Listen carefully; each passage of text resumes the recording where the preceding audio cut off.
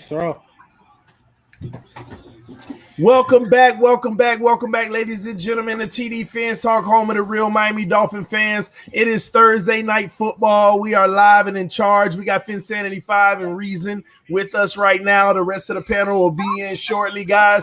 We got Thursday night football. The Chicago Bears versus the Dallas Cowboys. Cowboys already put some early points on the board, running the ball with Ezekiel Elliott heavily.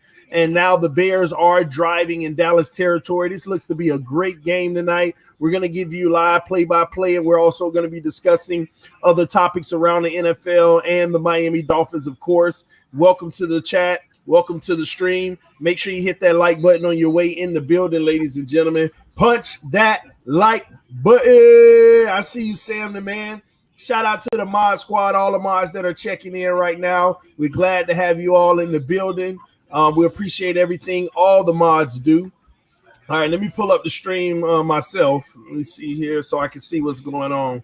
All right, we good. We got it up. 29 in the room, only 15 likes. Punch that like button, guys, as we get started in the Chicago Bears with Trubisky under center at the 32-yard lines with one to the left, one to the right. Fakes the handoff, back to pass, steps up under pressure, runs right up the middle, gets the first down and more. Man, they are in the red zone now. Trubisky is actually using his athleticism to match this up, guys.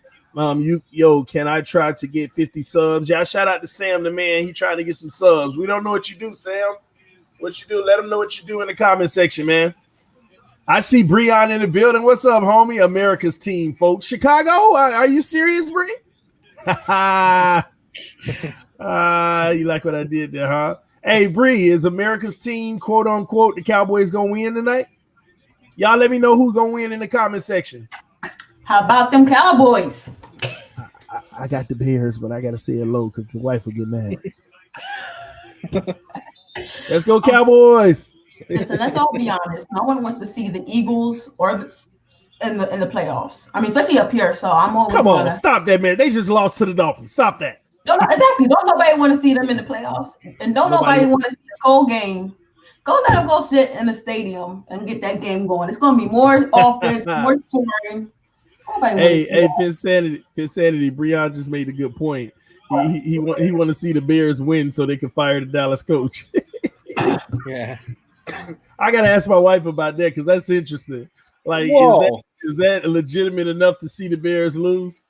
Oh, Trubisky throws. Oh, intercepted. Oh, he stepped out. Out. Yeah, I think he's out.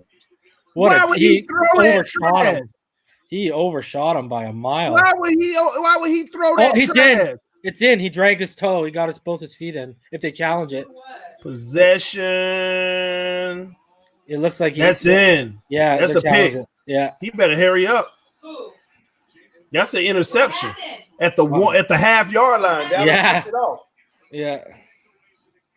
Wow.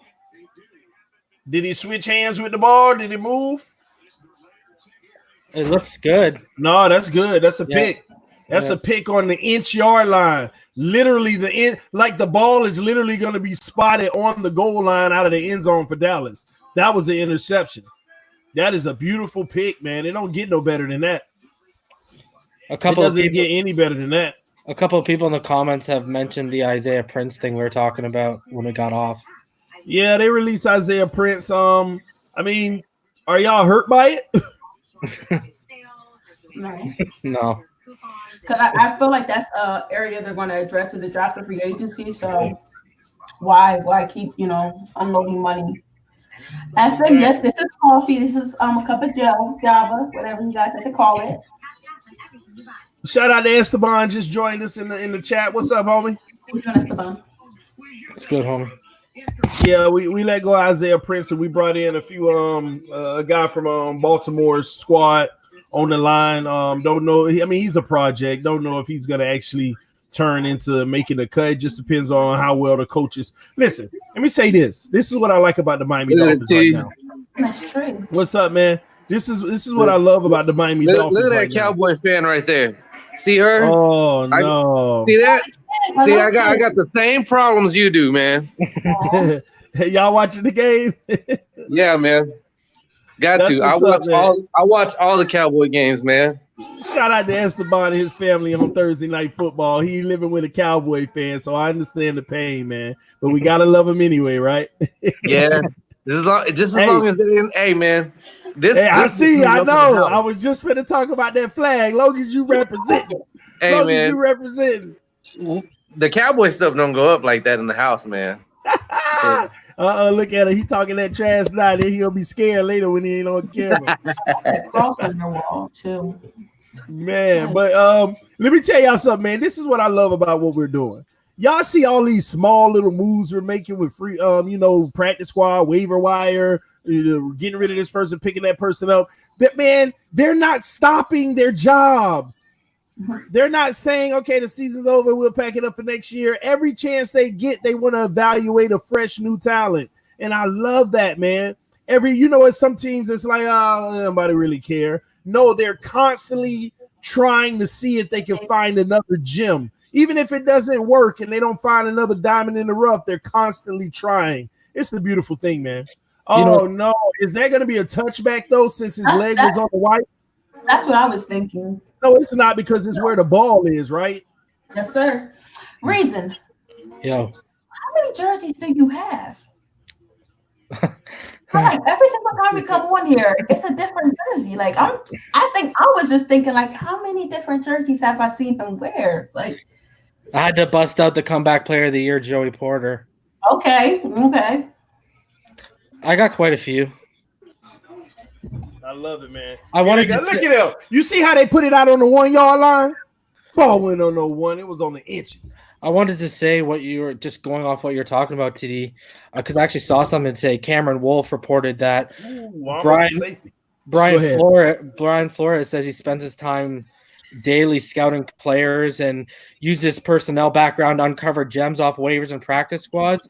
And he says he's looked at the waiver wire daily for the last 15 years. So it's always a team effort with scouting, and he's always watching it.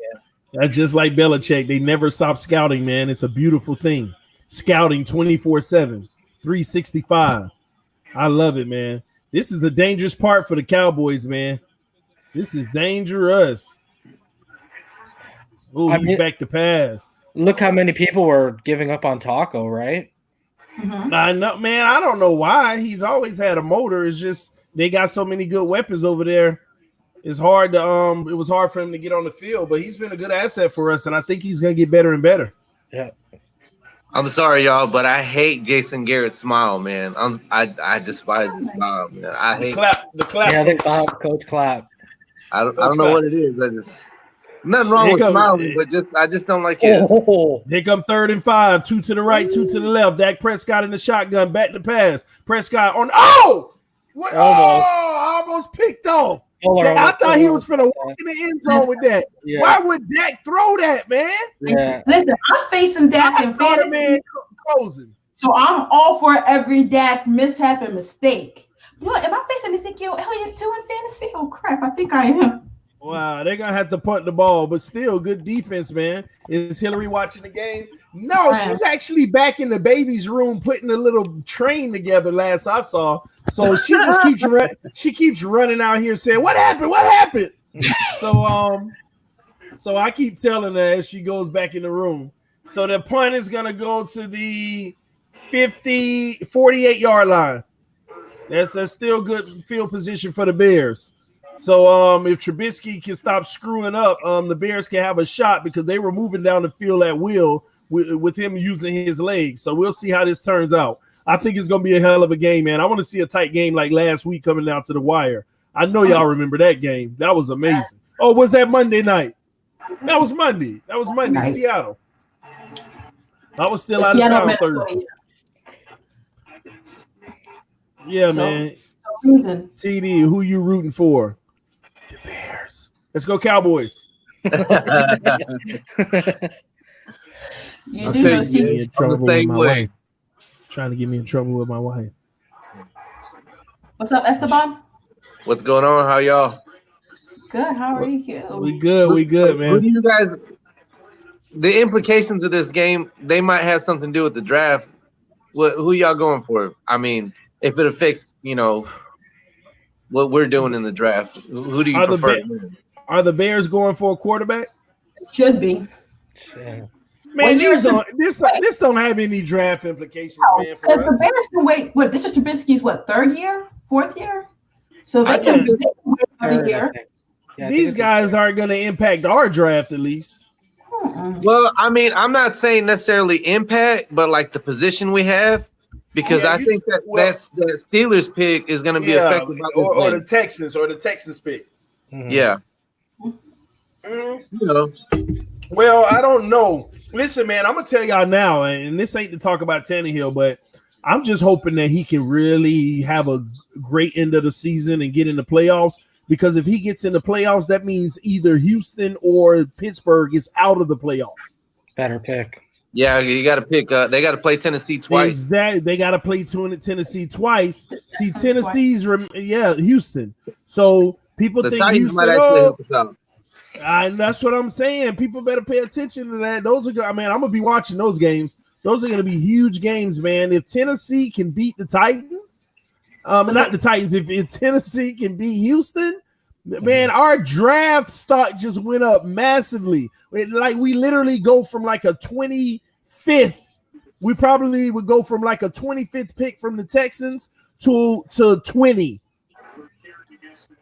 I give I get 20 to 23, give or take.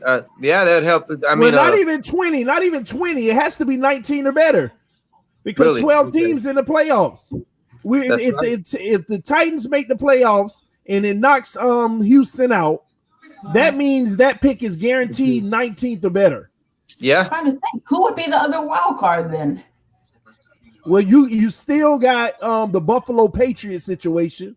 They still fighting for the division. Whoever doesn't win our division is probably going to be the other wild card. Mm-hmm. So you, in other words, we're actually it wouldn't be too far fetched to root for the Bills and the Titans.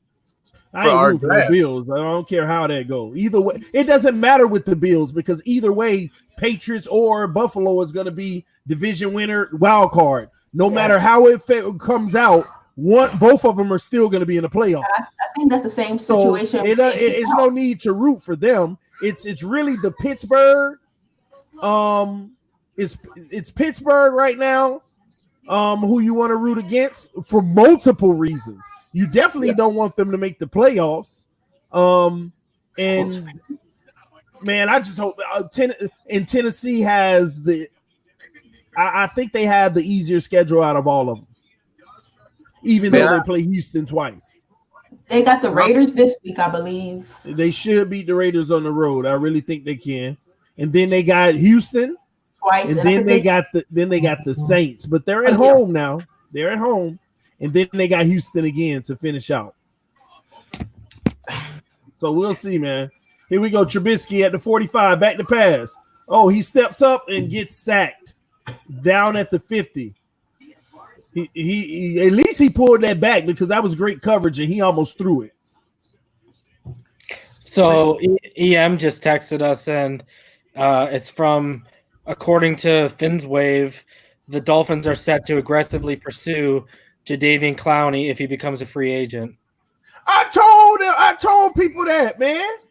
I told them that if Seattle don't redo it, they probably said, even if you don't want to come here, consider us in free agency. Yeah, and that means we're really trying. Oh, that's a free play. So can I ask you this, TD? Let me ask you this: if they get Clowney, let's say we're in between 6 to 10 in the pick, okay? If they get Clowney, are they gonna address another need, or are they gonna go for a guy like AJ Epinesa? If he's on the board, you still go Epinesa. Because think about it. Or if Okuda's there, do you take Okuda and add him to the secondary? I agree. I agree because he's going to be drawing double teams, so AJ Epinesa is going to be able to.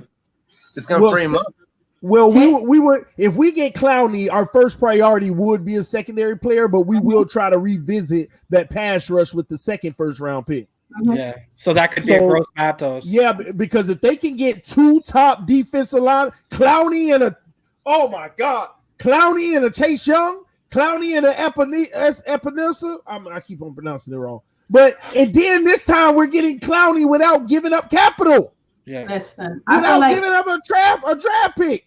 If we get Clowney, you got to go find X's future replacement now. I love Okuda. I think he's worth a top 5 pick, no matter what EM says.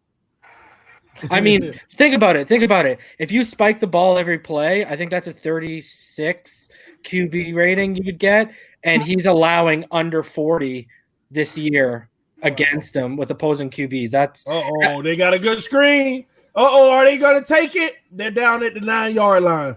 First and goal. Chicago. Go ahead. Oh, EM's in here? You might put the link back. Yeah, you might put the link up for EM.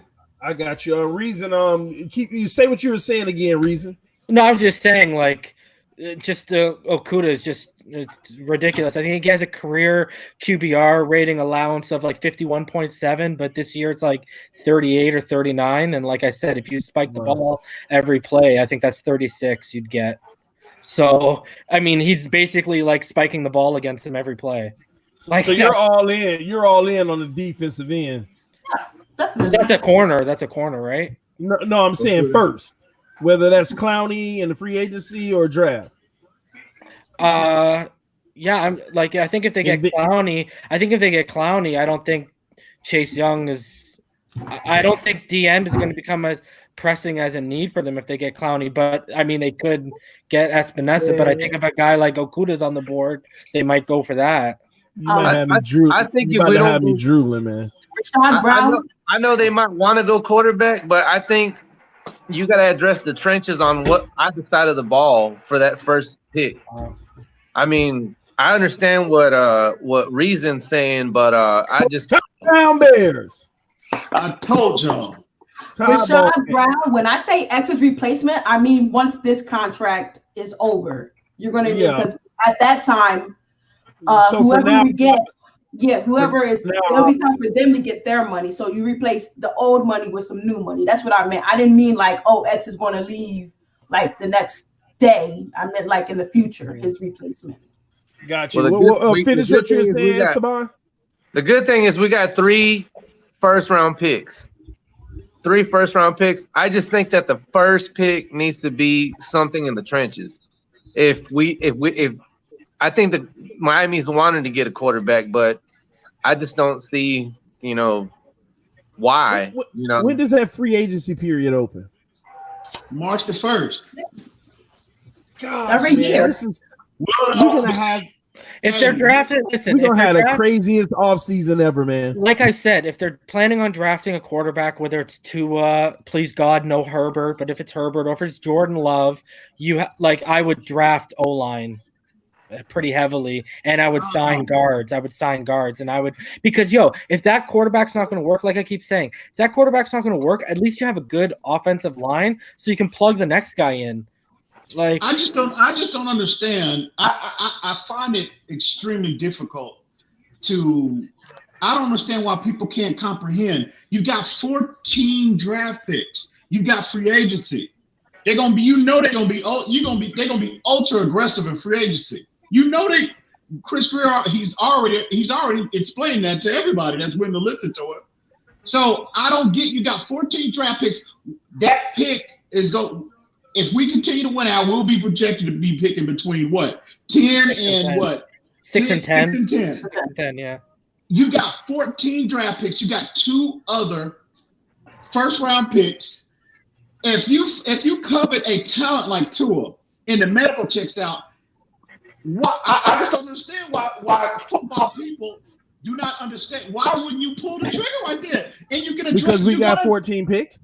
You are going to address all other issues with the other resources that you have. If you can address the quarterback with the other resources. No, do you have that kind of grade on him? In the 4th round, we can address the quarterback. Anyway, like I said, you don't know. It's going to be pretty thin by then. There's a compromise there. That's what a lot of fans are looking at, is that we do already have a young guy who hopefully, if we put enough around him, he can carry it. Hopefully. Again, now, they see him every single day. They see him daily. And I'm telling you, they have not given him any. They haven't. It's like they don't even want to talk about Josh Rosen when they bring that up to him. Flores. Well, why wouldn't you want to talk about it? When the potential is that he still has a high upside, and somebody else might want to come along and snatch him from you, and you ain't really even exhausted every option to see what he got yet. You ain't put enough around him. Fitzpatrick's supposed to be doing what he's doing. We've seen what Ryan Fitzpatrick can do with nothing around him. That's what you get from a veteran guy who's been a gunslinger his whole career. But ball game, let me ask you this. Yeah. I don't understand. You've got every other resource available to you. If you got that high a grade on a player and his medical checks out, I don't understand. Why wouldn't you pull the trigger if you got him rated that high? Yeah, because he hurt now. So it changes everything. I heard y'all talk about this earlier, and I don't mean to interrupt you, EM, but the thing that I understand that EM's saying is it's a gamble. And I mean, the whole draft's a gamble, whether the guy's hurt or not. If you believe in the guy, then you gamble. You gamble and you draft him anyways, but even if he's less hurt. of a gamble for everybody else. It's less of a gamble. But I'm not saying that's what I would do. I'm just saying that's the mentality of the teams that are drafting. I don't know what state of mind they're in, but if they are sold on this guy, I think that they'll draft him. I think you guys were talking earlier about how the secondary and D-line, you know, about how they complement each other or depend on each other. My only thing with that is this is my opinion. Is I feel as if you have the pass rush and your secondary isn't ready to go yet. You got guys that are still learning. I just think it benefits to have a pass rush so that those guys don't have to cover as long, and then they can gradually come along during the year throughout the season, you know, and then get better. So I do feel that our number one need is pass rush. I just feel that we have the coaches that are going to coach up an O-line. I don't know how the draft's going to go. I just have faith in the coaches and how they're going to draft. I don't know what their intentions are. Honestly, I have no idea. Ball game. I'm gonna address this comment to you. Keep in mind, what if you go back when Brian Flores and Patrick Graham and in their introductory press conference, when they asked them about the concern about the pass rush, what did they say? What he said was that we'll find several innovative and different ways to generate pressure, is what he said. In other words, he said, look, we rely on scheme to get pressure. Did he not say that? Yeah. So he said that. They have less. They're not as we said I just saw it.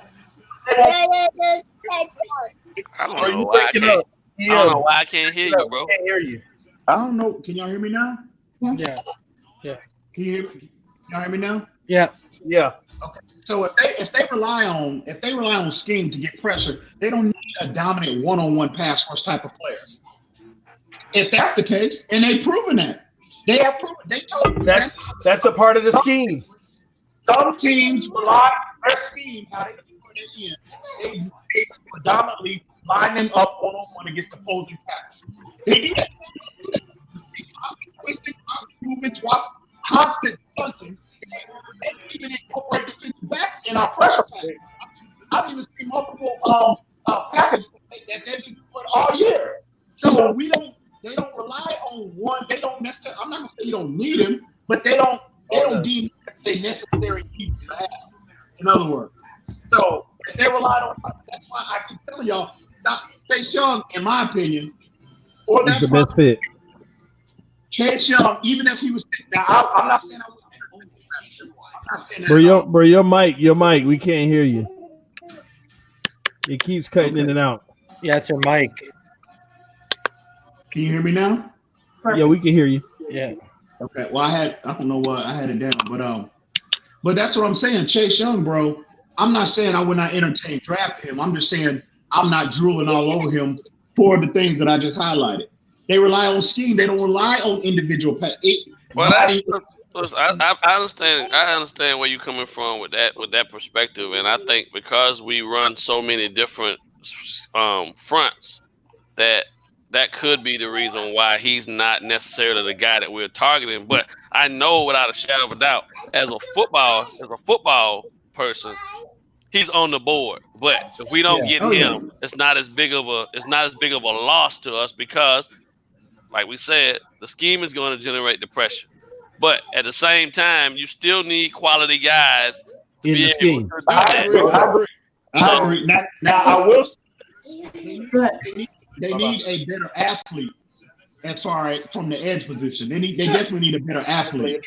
Now Chase Young might be that guy, but all I'm saying is, in my opinion, I'm not drooling over Chase Young like everybody else. The thing is, like, if they go get Jadeveon Clowney, I don't see them spending that first pick on even Epinesa when a Weaver or a Gross Matos could be around with that Pittsburgh pick, or Clavon Chason from LSU will be around for that Houston pick. So they're still good deep edges. So that's why I'm sitting here saying I don't think that 6 to 10 pick will necessarily be an end if we get Clowney. I think they filled that.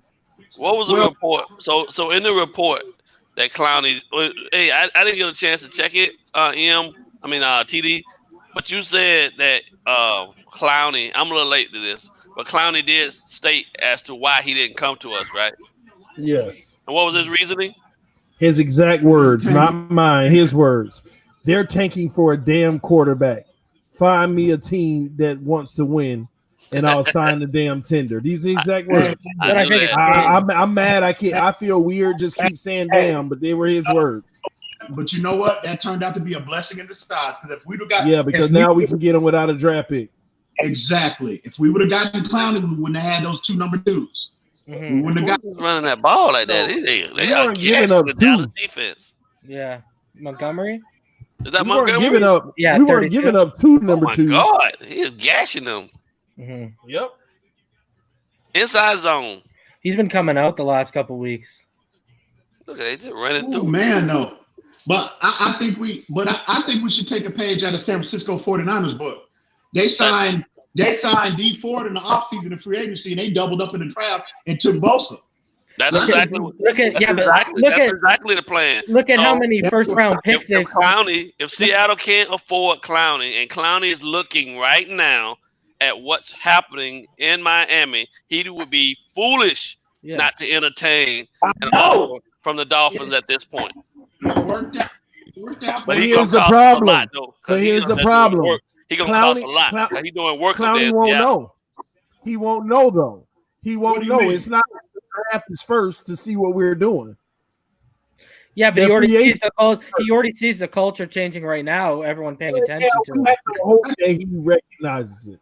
Yeah. Well, I mean, if his agent is worth the money he's paying him, he will be in his ear telling him, "Hey, man, they got something special building in Miami, bro. You can go down there and be a key figurehead in this process, and they'll pay you. They got $160 million, bro. He is that hellraiser we need on that defensive end. We need a hellraiser like him, like Pierce from Baltimore. That's what we need. We've been too soft up front. He's nasty. He's actually even nasty in the run game, man. Exactly. That's why. I'm sorry. I love trench play. I get sacks and all that. Get the highlights on SportsCenter and all of that. I'm about trench play, and I love Clowney.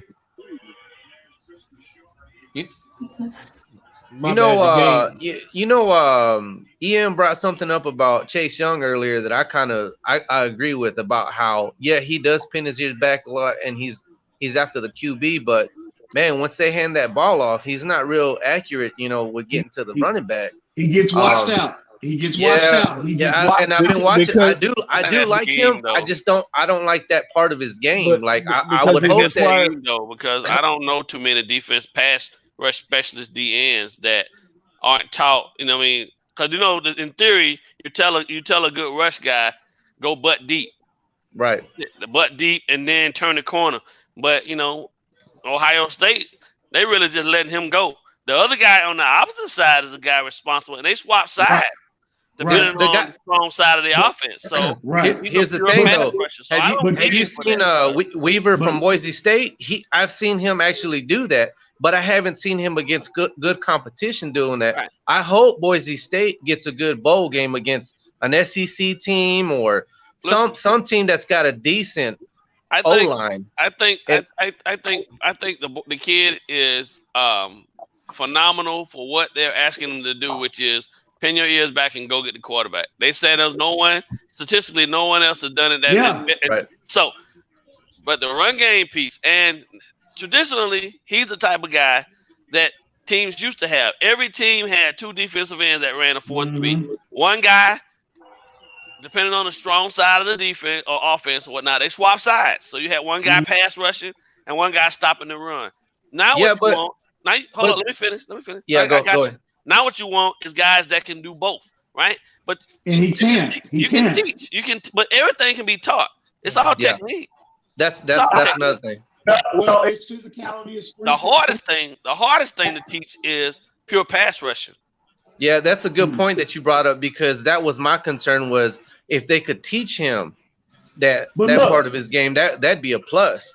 But see, I disagree with that. I think it's harder. It's harder for somebody to hold up in a run game as opposed to a pass rush. Setting the edge. I think it's hard. Setting the edge is as simple as leverage and outside. Outside, because all you gotta do is make sure. I taught it. So all you gotta do is make sure that you don't allow the tight end or the tackle to come cross face. And the first step for an outside guy when maintaining the edge is always up. Inside hole, outside step. But you gotta have power for that. You gotta have. I'm just saying that's what you get in the weight room for. But I'm glad you brought that up, because it takes nobody gets stronger overnight. Well, we don't listen. The combine ain't gonna tell us how strong he is. Right. Yeah, we're building an assumption that he's not strong. It could just be his technique and footwork to set the edge. That's true. Yeah, I agree with that. Yeah, because Jason Taylor was phenomenal in against the run, and he was wily, and he wasn't that strong of he wasn't even a gym rat guy. Well, no, Jason Taylor. But he had length too. He had length. Exactly. Jason Taylor never was the strongest. And I wouldn't say he was phenomenal in the run game. He just was strong. He was just long enough, and he had that length, and his hand placement was exceptional. Where he said, "All I need to keep off of me." Technique wins out over athleticism 9 out of 10 times. But here's what I'm visioning, y'all. Yeah. The Miami Dolphins in free agency going after either Jadeveon Clowney or the defensive end over in Jacksonville. Ngakwe, who ain't gonna cost as much as Clowney. Getting one of those guys, and then still in the draft going after Epenesa or Chase Young or one of those guys, literally having a monster. Whoever that guy is that they feel can be that guy, having two this offseason elite guys who are projected to at least be elite, and then still having Christian Wilkins, still keeping Jenkins, still keeping Taco, all his depth, still keeping Bajal and all these guys. Man, that's gonna be a unit of even rotating is gonna be nasty.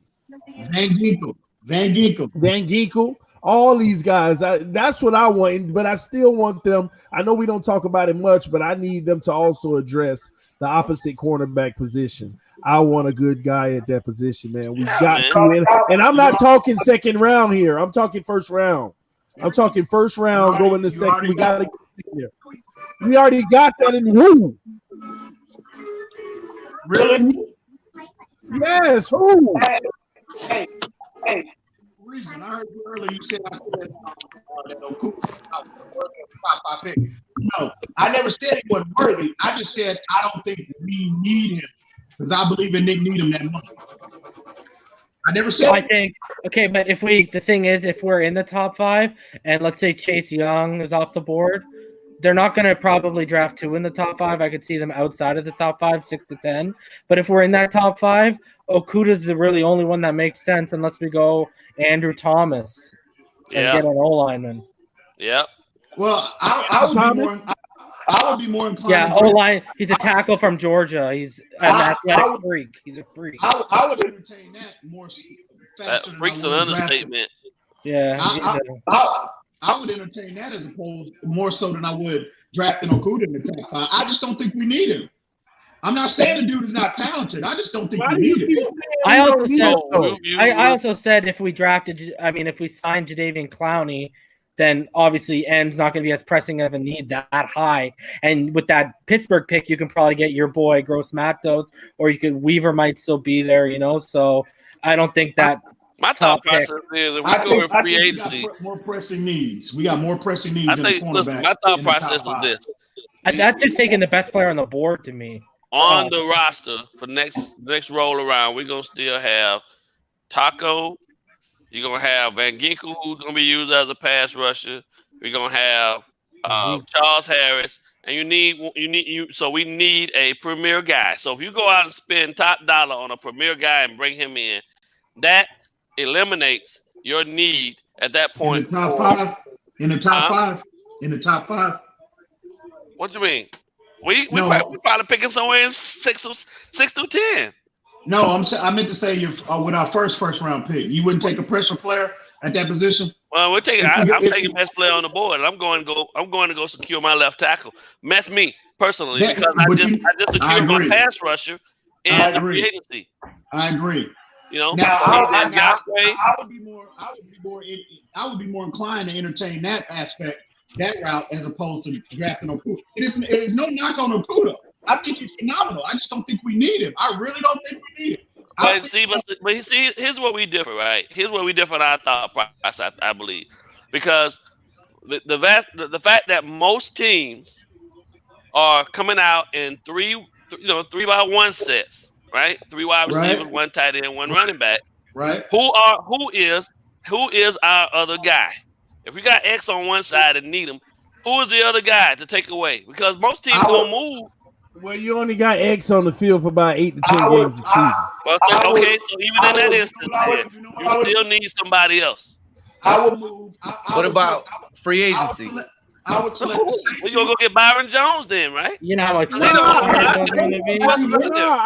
just think Jalen Ramsey anymore. Hold on, back up. Dix is playing tonight, isn't he? Free agent? Bobby McCain needs to be that third guy. Bobby McCain can't stay. Wait, Bobby can't stay healthy either. He stayed nicked up. That's you too. But my thing is, you need another good corner. I'm talking about really good because you can't rely on X to be healthy. Yes, you don't know if Needham is going to sustain. You don't need to take him in the top 5. That's all I'm saying. You got excellent cornerback prospect that you can get later in the draft. And our staff has proven they can find gems later in the draft. Look at New England. Do you ever see them take a quarterback?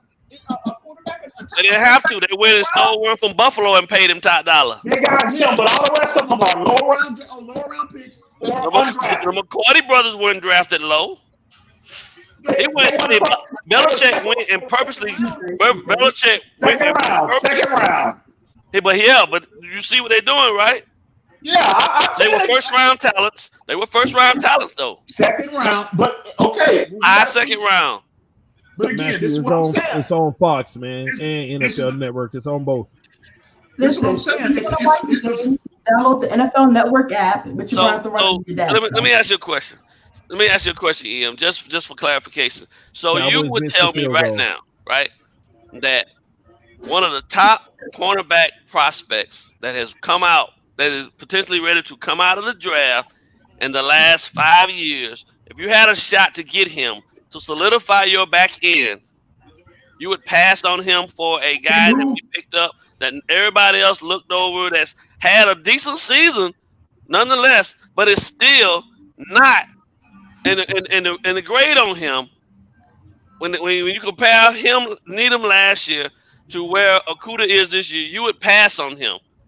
But Needham is doing it at the highest level. Needham for how? Hold on. When you're looking at are you saying Needham is proven? The kid is ready now. With no pass rush, with nobody, with Xavier Howard OIR. So what does Nobody else to play with. so what does adding him? What is adding him to what we already have and the success that Needham's having? What does adding him hurt us? I'm not saying it hurts us. I'm saying I'm not taking him with our first pick. So Now, okay, if so now, if he slides, let's say hypothetically we at 6, right? Mhm. Okay, and Chase is gone. Thomas is gone. We forgot about Isaiah Simmons, but he's still out there too. So a lot of these, who are we taking? What's your thought then at 6? Because and let's say hypothetically we've already brought in. Let's say we get in Yakwe, right, and add him to the mix. So the pass rushing element is fixed now at this point, right? And let's say they even splurge and they want to make the defensive line even more ferocious, and they go grab Chris Jones too. So now we just spent big money there, right? What other position on the defense do we need to fix? We still got a cornerback spot that we ain't got nobody in. We don't have no free safety. We don't have a true free safety. That's true. Middle And Okuda can play free safety as well. Yeah, I think right there. I think right there. Has he put that on tape? Well, that's what he played in high school. That's what he played in high school, and they switched him in college. In that scenario, you're taking. I'm definitely going Tua. I'm definitely going Tua. Okay, in that but scenario. let's say Tua out of the equation. Let's just take him out of the equation. Let's say he's staying in school. Yeah, that hypothetical you just gave, it's either Okuda, Simmons, or Tristan Wirfs. Well, you know what though, to be honest with you. I'm with you, Reason. I'm with you. Hey, Say that again. It's either Okuda, Isaiah Simmons, or Tristan Wirfs. The only way I'm going Isaiah Simmons is if we get Clowney. That's the only way, because he's really good in pass coverage, man. But and he's real good. He's real good. You send him on the blitz. Where you gonna play? Where you gonna play Simmons at? Because he's a hybrid. He's a hybrid, but you can play him at free safety. You can put him back where he was. Simmons is kind of like. People forget Jalen Ramsey used to be a free safety too when he moved down the corner. Simmons is a lot like, I'm not saying that he is, but I think he's a lot like what's his name from Ohio State? It already slipped my mind. The guy we've been talking about. Echo. Somebody's voice here. Echo. Esteban, are you got a headset up? You hear me now? I'm trying not to hear the echo. You still got an echo?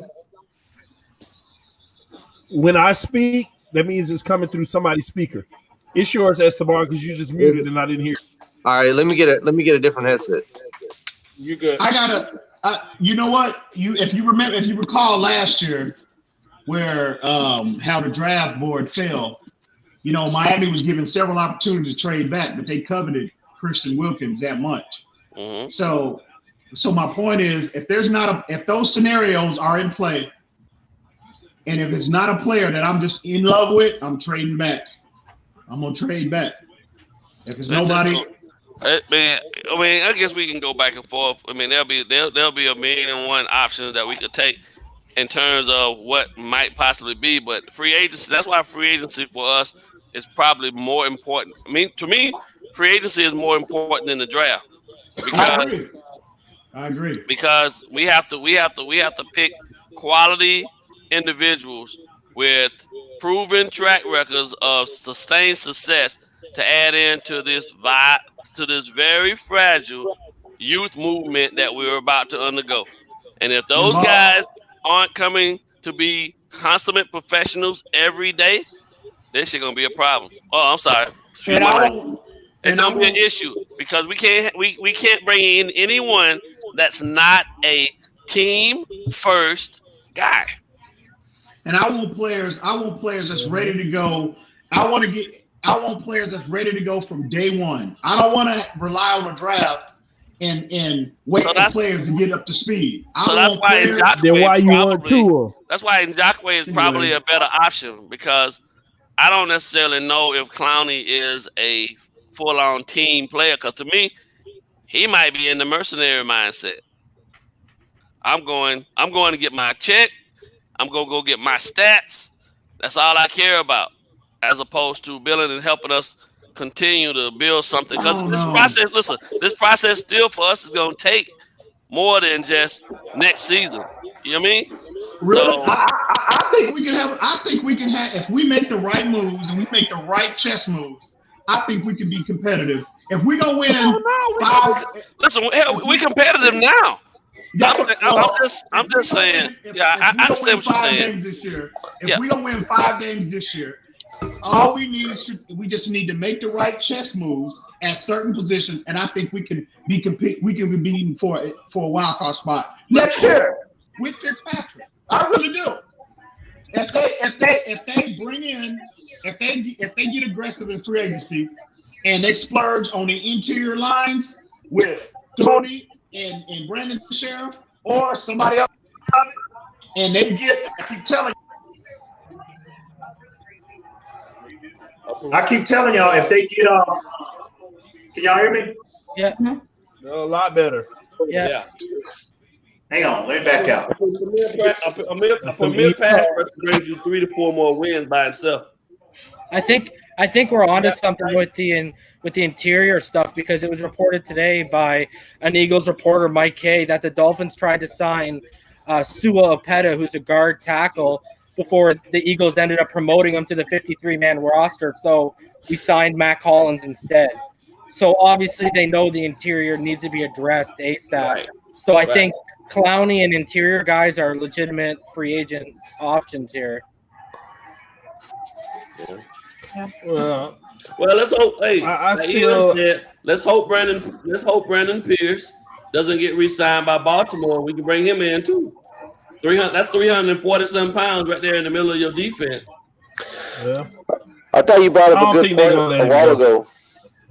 Ball game brought up a good point. That was that I was thinking about today. Also, was I know we're gonna have cap room, but I don't want to sign guys and overpay for guys. I don't want guys that are just here for the paycheck. I want guys that are here to.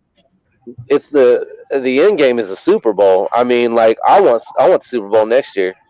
I don't care what it takes. I feel with the right coaching, that we can do that. We just need a couple of stars. We need some stars. We need some young guys that are ready to go right out of the draft, 1 or 2. That's just my hopes. Super Bowl next year. I know that sounds unrealistic. The realistic timeline would be 2 years from now, but why not? Usually when you want stars though, and you want to bring in stars, you overpay. That's just how the economy works. I don't even think we need. Okay, so can we all agree that the name Jadeveon Clowney rings out in audiences, rings out amongst audiences a lot higher than Ngakoue? Yeah. Mm-hmm. But if you look at the production, Ngakoue has similar production as Clowney, right? Right. So if I'm the front office, I'm going to try to hitch my cart to an Ngakoue because that tells me, one, that guy that's a lunch pail guy. He's coming to work every day. He's gonna give me hard effort, and I haven't heard anything negative about this kid coming out of Jacksonville, other than the fact that Jacksonville doesn't have the means to pay him. Yeah. And he's used to playing in the Florida Sun, so he'll be used to the climate. Already in the state. You see what I'm saying? That's a good point. The hot weather and the climate, where Jadeveon County is always played mostly in a dome, and now up north in the northwest, which is completely different than our tropical climate. But I mean, if you can play, you can play. But I mean, I feel like people keep forgetting that Rosen, like I keep saying, is here, and he is going to try to compete next year for this job. And I think we really need to think that we really need to get behind this young kid, because if he can hit, you're saving yourself so much. I don't know why we keep talking about going out and drafting a quarterback. You have a young quarterback already in your quarterback room who's been sitting here learning the verbiage, learning the plays, hopefully learning some type of chemistry. It's not like he cannot throw the ball. We know that the kid can throw the ball. It's just about, further developing and him understanding and grasping the whole playbook. And if we can hit on Rosen, you've saved yourself so much trouble of hitting and missing on maybe the next guy. And I truly believe that Rosen next year will be our starting quarterback. And people can say Fitz is good to have in the quarterback room as a backup, but I believe this job really is Rosen's next year. And we will get to see this young guy compete. And that's what I want for us. You put enough talent around him, you give him a solid defense, and we got to find a running game somewhere. Right. And Rosen is going to shine, and he's going to surprise a lot of people. And I see it. And I think. Go ahead, Mr. Morgan. And my look like you got my source just hit me, and there's another mock draft that just came out from NFL from NFL.com, and it says here first pick, number 4 pick to the Miami Dolphins is Jeff Okuda. There you go, baby. I told you. You need to pick number 22 for the Steelers pick is Alex Leatherwood. Love it. From Alabama. Yeah. Love it. And pick number 25 from the University of Wisconsin is Tyler Bedard. I love it. See? I love that. Imagine all 3 of those being the picks. That's a victory. It is, That's man. a victory. All these guys will start In right realistic. Yeah. And you get 2 young offensive guys to go along with Dieter and the other guard that we drafted last year. Now you're going to have a young offensive line core that can develop and grow together with this young guy, Rosen. Yep. We're set for 3 to 4 years, guys, and people don't understand that. Yeah, when you're young and you have all these guys on contract, these first-year deals, and they can actually have time to, come together, it's actually amazing. All 3 of these guys are day 1 starters. Yep. Exactly. And you start building that O-line for the 2021 draft if Rosen doesn't work out. You got exactly. I also think though, one thing that we're not considering is if we don't pick at 4, we do pick at, like, say worst case scenario, we do pick at 10, right? Mm-hmm. I could actually see the Miami Dolphins literally going in the draft and getting a tackle too. I could see them getting someone like Andre Dillard. I could see them even going for the guy over at Florida. What tackle was it? Juwan Taylor or something? Are you talking about a tackle? Taylor came out the draft last year, bro. Yeah, so offensive tackle. Offensive tackle? Wait, hold on. That's the way he was out of Florida. Who is he playing for? I didn't even notice that. Yeah, Taylor got drafted by Jacksonville. Yeah. Florida. Gosh, Florida. Yeah, Jacksonville. I didn't even notice that. Yeah. What pick was they? Was that last year in the draft? Jacksonville picked Taylor at. It was late though. Hold on, I'll tell you.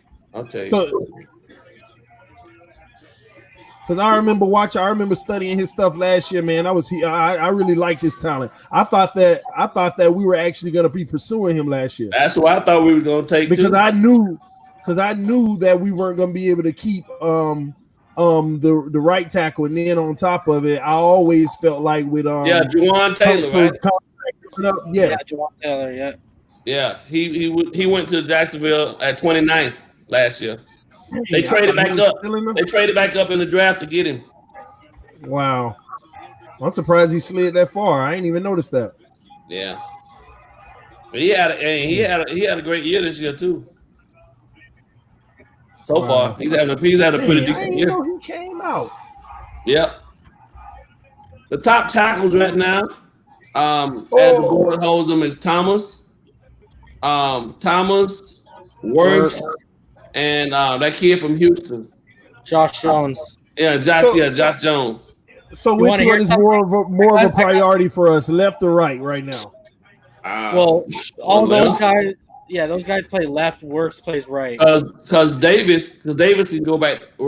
Davis for us can actually play right tackle. That's his best position. Josh Jones actually has the best overall grade out of all the tackles from PFF this year. He's got a 93.2 overall grade. He's got a 92.7 run block grade, and he's got an 89.2 pass block grade. He's only allowed 4 pressures all year, and he's only allowed 1 sack. And he's got a 99.2 pass block efficiency. And that's in a Houston offense that pass heavy. And you know what's crazy? Ball game. He's gonna be around for like in the 20s. He's not gonna Exactly. go. It's crazy. It's crazy. Yeah, You know why that is, though? And that's because a lot of people. I mean, I don't know. I don't really. I think a lot of people just don't really take give the Houston team a lot lot of credit. Yeah, right? it's not a sexy program. Exactly. Yeah. Like So don't y'all believe? Finsanity would know about this. The tackle from Alabama, Jedrick Willis. Yes. That guy's jumped up from a second round grade last month, and now I'm seeing him in first round grade. I'm seeing him in top 10s today. Yeah.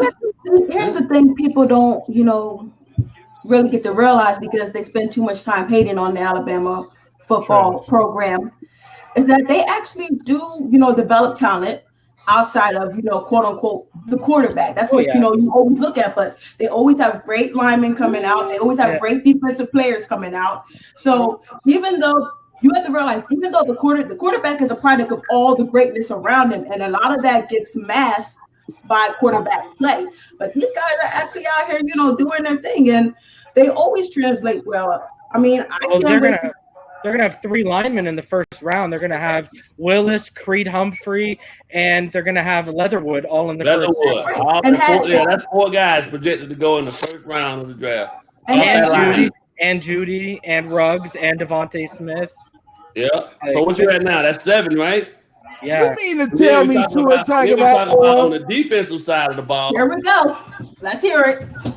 What is it? McKinley? They got Xavier McKinley. They got Xavier McKinley, the safety, but they got Trevin Diggs, the corner, but they also got Dylan Moses. Is Surtain able to come out? Next year. Okay. So y'all mean to sit here and tell me Tua Tagovailoa this year have 4 linemen that's going to go in the first round. Three linemen that were going to go in the first round. 3 receivers is going to go in the first round. Yeah, 2 of the receivers and 1 in the second round. Don't forget about the linebacker that's coming off an injury that they have. He's going to be Moses. Yeah. And we give Tua all the credit in the world, and look what's around him. Dylan 6 Moses, first-round picks. Dylan Moses was a top 10 pick before that injury. People are sleeping on him. He could be like a Jalen Smith. He falls and he ends up being a complete stud. Touchdown Bears, because if they both had the ball, no, that's a touchdown. If they both got possession of it, that's going to the offense. Yeah, and then he ripped it out afterwards. Anything that happens in the scrum don't matter. Right. Once you're down, you're down. Yeah. Right. Yeah, once you're down, you're down. What they do in that Alabama? Now, if Jason Garrett challenges this, he is the dumbest coach of all time. They have a good 12 guys that are leaving on both sides of that ball, and all of them should go somewhere within the first, second, or early third round. Yeah. And a lot of, I'm sorry. On a team that can only put 11 on offense and 11 on defense, 22 guys.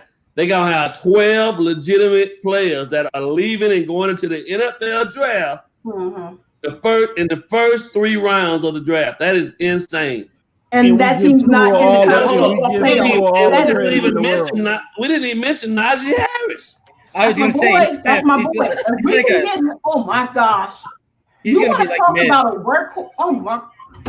Don't even start on that. Oh, if he falls, listen. I don't mind Tua, man. I don't have no issues with the kid, man. But that kid not has as good as people nothing think, but grade A stud around him. And look what's around him, man. Look what's around him. Now, and mind you, Joe Burrow. Hold on, Finn Sandy, but Joe Burrow is doing it with just guys as good. Like Chase. That boy, that wide receiver Chase, Jamar Chase. He's sophomore. He's gonna be a first round pick though. Like people, what's funny is that the other wide receivers are sophomore too. His receiving core is just as good. They're just younger. Yeah, he has a great offense. And they have numbers that are comparable to Judy and Ruggs and Smith. Yeah, and their running back, that Clyde Harrod guy, he's really good too.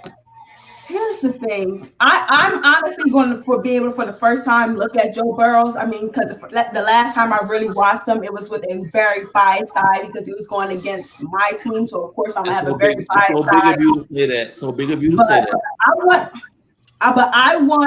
I want to see, because when I saw him playing against Bama played so much zone that game. It just puzzled me. So let me see this man throw the ball on a dime like Tua when there's man-to-man coverage. It's easy to throw in zone. You can throw in zone all day. You just got to find the hole. You keep finding the hole, you throw it. But let me see. I know he's being. Did he play Georgia? I don't know if he played Georgia. I don't know LSU's schedule, but we're going to be able to see. I have to see something outside of that. I'll tell you right now. Tua, hands down, has the best deep ball in this draft, so he's not going to blow you away with that. And the thing about Burrow is he runs a lot. And I remember me and TD in one of our first. I said he runs a spread offense, not a pro style. And what I meant by that was pro style is more 2 tight end sets. With spreads, you're running more 4 or 5 receiver sets. And he runs a ton of 4 and 5 receiver sets. And you're not going to have a ton of that once you get to the next level. They're going to cut that down because you're going to need the blocking with the tight ends. Right. So it's going to change a little bit for him. I'm telling you, he ran a more pro style offense with not a lot of 4 or 5 receiver sets last year. And if you look at his numbers, you don't have to watch a film, and you could tell he was projected a 5th rounder coming into this. I know. So I mean, some people are products of the system. I'm not saying he's not good. He's very, very accurate, but I think 2 is better in the pocket. I think 2 is the best quarterback coming out. I think. So David, there was a question, TD, that somebody gave us. They wanted to know that if we took opposite corner, if we took Jeff Okudah, who would be if we took Okudah to pair him with Xavier, who would be our safeties? Well, here's the kicker: if Miami went and spent the money, if Eric Rowe can play. Eric Rowe, because of the role has changed, he could actually play that strong safety spot. We could spend the money. Technically, we could spend the money and move Byron Jones back to his original position, which was free safety. Yes, sir. Most people don't know that. Yeah, I think we can target a guy we mentioned just too long ago. Isaiah? In the early second, you can go back to Bam and go for Xavier McKinley, and you can throw him back. You can throw him back there, and you're not spending a 1st rounder. So, someone like that, or I believe there's a guy. What's his name? Ashton Price. Let me look at my. Someone said Herbert is underrated. Delpit from LSU worries me because you're going to have to spend a 1st round draft pick, and his tackling is a big time issue right now. Right. What's the deal? Is there any report on how far along Tanker's league is? I haven't. Because there's a reason. There's got to be a reason. There has to be a specific. They've allowed him all of this time to fully come back, and then they didn't push him back out there. So, did anyone heard anything about Tankersley? I haven't at all. I even forgot about him. Delpit might fall to the 2nd round the way everybody's talking about him, but he's been playing hurt for a while. So nobody said Delpit protecting himself in their opinion. Listen, you got to be smart in football. Hey, that's business decision too, right? Yeah, I mean. Maybe he does feel like, I got enough on tape and I should be solid, but he still got a lot of football to play. So these last couple games for them are going to be probably the most crucial. He probably could have sat some other games throughout the season and got healthy, but at this point right now, the next couple games for LSU and for Delpit and a couple of they got to play. Reason. Yo. Someone in the comments said that Herbert is underrated, and someone says he's overrated. What's your feeling on Justin Herbert? Here we go. Herbert. I got something for you. My biggest problem with Justin Herbert is is so inconsistent. His anticipation lacks so badly. And the biggest red flag for everyone should be is he's a 4-year starting senior. So he's showing inconsistencies he shouldn't be showing as a 4-year starting senior. So, like, for example, he'll throw a perfect post 26 yards into the corner of the end zone, blow your mind. Next drive, he'll come back and he'll miss a 5-yard out and he'll throw it into the guy's shoelaces. And you're like, what are you doing? Everyone's going to fall in love with him because he's of his size, and he's got a huge arm. He's got a massive arm. He's Brock Osweiler 2.0. That last throw he had against Auburn, man, to try to win the game was horrible, man. What a horrible way to end the game. I mean, it wasn't even in the end zone. I talked about this a couple panels ago. Perfect example is go back to the ASU game, because not only did he get beat out by a freshman quarterback, Jaden Daniels, but he also played a team that's coached by Herman Edwards and his special advisor, Marvin Lewis. So he went up against a program that's starting to be built with an NFL foundation, and he struggled massively. And the thing is, 3 weeks ago, everyone's like, oh, well, you know, he's struggling, but he's getting his weapons back now. Now he's getting his weapons back, and he's still struggling. And the thing is, like, I see a lot of mocks, the Bucks taking him between 6 and 8. Like, he's such a project, and I dropped him on. I had him at 3 about 3 or 4 weeks ago. I had him at 3 on my big board. Now I got Jordan Love, solid, clear, and yeah. Jordan Love made some huge strides too. Yeah, and the thing is, he actually has nothing to work with. Right. Like, nothing at all. You know what I mean? Like, Oregon's got players coming up, and they got players right now that are going to go 2nd, 3rd round, and what do they have at Utah State? You can't name a player other than Jordan Love, right? So let me ask you a question. So we just talked about the dominance in regards to how many top-tier players are coming out of the Alabama program. Would you, knowing what we know now about CeeDee Lamb, say that CeeDee Lamb makes Jalen Hurts look better, or is it vice versa? Obviously, go look at the Baylor game and how much of a difference CeeDee Lamb made. Mims went out there and showed out. He was like, the world is watching, and Mims balled out that game. Even though Hurts came back and won that game, that was after Mims was severely hurt and out for a couple of drives because they could not stop Mims. But that's an indictment on Oklahoma's defense. But CeeDee Lamb definitely makes Jalen Hurts way better because you're really like trying to double him. And I've seen CeeDee Lamb take so many quick slants to the house, padding Jalen's numbers, and it's crazy and it's ludicrous. I'm not saying Jalen is not that guy. I'm just saying CeeDee Lamb is that guy, and we know that for a fact. He's a beast. He hides a lot of. CeeDee Lamb is a beast. CeeDee Lamb hides a lot of Jalen Hurts. Like, okay, let me ask you this. When was the last time you saw Jalen Hurts make an NFL throw? And by that, I mean, how many times you see him fit it in a tight window? He can't because he doesn't have the velocity. How many times do you see him make a back shoulder throw? He doesn't. He doesn't have great situational awareness. He's a runner. Yeah, he's a runner.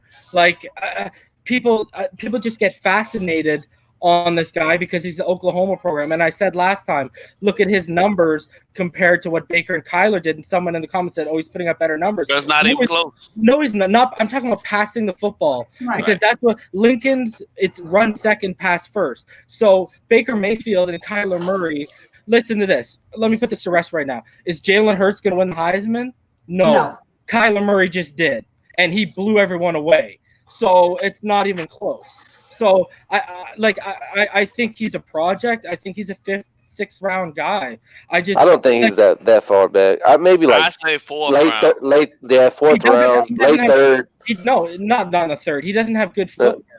I think he would sucker somebody in. Chance on him in the 4th though, just because they want the next closest version to Lamar that they can get. Yeah, which I think once the combine starts and once the film gets processed by people.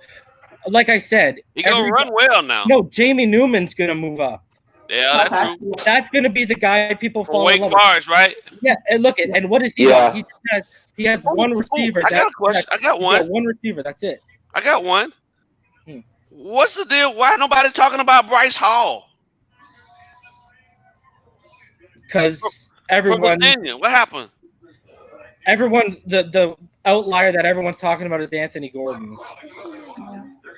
And that's just because people are looking at, oh, he's got the most passing yards. Well, guess what, guys? Luke Falk had the most passing yards when he was in college and had that workout. So don't get hung up on that. And no, you don't talk about Bryce Hall. I'm talking about Bryce Hall, the cornerback from Virginia. Yeah. Yeah. What do I got him? I got him. He's in my top 32. I got him at what? I got him at 22. I got him right after Trevon Diggs. He's right there then. Okay. So, I think he's having a phenomenal year too. Again, we're talking about a non-sexy program. Right. Yeah. That kid's solid though. I like him, and I like his size. He's got prototypical size as well. There's a couple guys that do too. I just don't understand. I mean, for me, I don't understand EM's reasoning behind not wanting to have top athletes in your secondary. When you got teams are going out and purposely putting together solid trios of wide receivers. You need 3 guys that can go out there on Sundays and lock horns with these guys. If you got 2 guys on the boundary and a guy in the middle, that guy gonna get his butt handed to him more than likely. Well, and I agree because I mean, I don't know, like I'm as you guys have already can tell, I'm an analytics guy. So when we go with PFF, I've said this before, the quarterback is the most important graded position, but cornerback is the second most important graded position. So, I mean, especially with the new NFL, I think the Legion of Boom type of defense is what stops it in the new type of NFL. You got quick safeties that can move off their coverage and get up and stop those mobile quarterbacks. Right. Like, you know what I mean? Especially with a guy like Lamar. Like, you want a guy who's going to move up, be quick, and hit him. Someone said Hurts is another Pryor. I wouldn't go that far. He's better than Pryor. Exactly. He's better than Pryor now. Way better. Listen, he's a guy you want to fall into the right, like when we always talk about guys falling into the right position, that guy's the perfect example. He needs to go to like a McVay or a guy or an Andy Reid would be perfect. The Ravens. I could see the Ravens drafting him because if something happens to Lamar, you got somebody you can put in that has not the same arm, but he's got the legs. You got the legs. You know what I mean? Yeah. So I could see a team because it's close to the same system that he would need for him to be successful because he doesn't have a good arm. Esteban, I know earlier, me and you before we went on air earlier, we were talking about Judy and Lamb, and I said I have them really close. Like I got Judy as 5 on my big board, and I got Lamb as 6. So the route running is what separates them because like Judy's as crisp as they come when it comes to running those routes, and he's got elite speed on top of it. Yeah, he's a burner. That's what separates them. But I do think, like, you know, where I think a perfect spot for CeeDee Lamb is a team like the Raiders. Yeah. I see that pairing it with Terrell and Renfro and them guys. Like, I don't know if you guys saw the SEC team of the year came out, and the 2 Alabama receivers, Henry Ruggs wasn't on it. It was Judy and Devontae Smith. Right. So that's a slot burner, right? Moving up. Where do you have Waddle at? I'm just curious. Waddle ain't leaving though. Waddle don't come out to next year. You don't come out to next year? You're underclassman. Okay. Who did we let go today? We let I didn't know. I heard TD talking about it. An offensive lineman. Prince. That doesn't discourage y'all though, because that was a draft pick from this regime, right? No. Yeah. I mean, I'm just saying. I know you're not going to hit on every pick. Oh, that was Isaiah Prince they let go, but he going to the practice squad. Oh, okay. Basically, Tristan Wirfs as if Isaiah Prince was really, really, really good. Hey, have y'all considered the fact that we might have 4 first-round draft picks this year? Yep. How's that? And I'm not even talking about from the trading back. I'm talking about trading a draft pick for next year and swapping it up, bringing it this year. Yep. I thought about that too. See, it never crossed my mind, but that sounds delicious. If it's worth it, yeah. It all depends on the. I mean, look at all this talent. We're naming so many people who are worthy. I think it all depends on what they're really. Because let's be honest, they had a plan going into this draft when it came to the quarterback. I don't care what anyone tells me about Rosen. I know they were in love with Tua, whatever it may be. People can deny it all they want, but the evidence is there. But anyways, if they're not going quarterback this year, I think they keep those picks to mortgage next year for a Purdy or a Lawrence or a Fields. Yeah, it doesn't make sense to do that if you don't have a guy that you believe in at quarterback. Well, hopefully Rosen comes around, but you know what I mean? It helps speed up the process if we took care of the O-line. You know, a couple of draft picks, somebody in free agency, you know, and then see what he can do. You know, I want to see. He's got a good arm. I like Rosen. That's his biggest asset, right? That's why everyone fell in love with him. Yeah, I mean, you give him a little time, maybe a little bit more time to throw. But right here, right in the mental game, it's not where it needs to be. Well, I mean, if he gets more time, it's really not supposed to when you've been thrown in and rushed throughout the process. How many offensive coordinators he had in UCLA? But I mean, you say this, but he had an offensive coordinator every year. I get that, but you can see things man. But we've never seen him sit and just take it all in either. But when you watch when he was at UCLA, when you watch him at Arizona, you can see the processing issues. You can also see he trusts his arm way too much and fits it into tight windows on late reads that are late because he made the read late because his processing speed. All of that stuff can be fixed. See, I don't believe processing speed can be fixed. I believe that's brain power. That's how quickly your brain can calculate everything it sees in front of them. I think that's brain speed. They said the same thing about Brady coming out of Michigan. Well, I mean, Brady's biggest knock coming out of Michigan was his arm. It's a process. It's a process. And he was late read. He was making late reads. But when you actually watched him, first of all, he was in like. Was it Drew Henson that he was in the competition with, who was also a pitcher, right? So he was in this, like, he was just in a bad situation. But when he came on, like when he relieved Drew Henson, we can say Brady was in a bad situation, but we can't say Josh has always been in a bad situation. I'm not saying he isn't. But I think you would have. Here's the thing, okay? Like, I looked it up, I don't know. Have you guys seen how many sacks Kyler Murray has this year? I think he has like 41 right now. But hold on, let me say this. Okay? Josh Rosen has never thrown for over 250 yards in a game. And he had weapons last year. You can't deny it. He just had bad O-line play. But Kyler Murray already has more like 300+ yard games this year. But it's a different system, though, man. That air raid ain't no joke. It's like instead of run for 3 yards, throw for 3. Air raid is 85% pass, 15% run. It's just a totally different system. But he's running for his life when he has 41 sacks, and I don't even have the number in front of me about how many pressures he has. So it's not like it's a better situation. All they did was add J.R. Sweezy from the Giants, the guard. That's all they did to the line. They didn't do anything to really improve. So they really didn't help him out either. You just said it, so he been out there running for his life. Yeah, but you know what? Statistically, he's putting up better numbers and he looks better and more comfortable.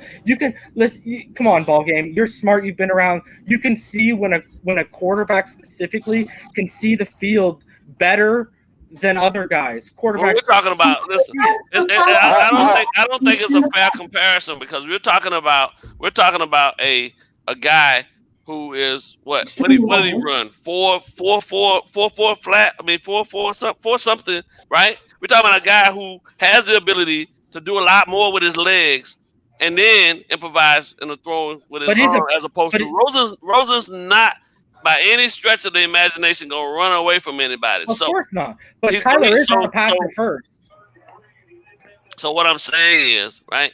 And I don't want to sound like a homer, but what I'm saying is that's like comparing an apple to an orange, right? You're not going to have the same level of impact between the two. But all I'm saying is if you take a guy who is cerebral, they've said he is, and you give him the time to learn properly what it is you're asking of him, and you put assets around him, he may very well be what you need him to be.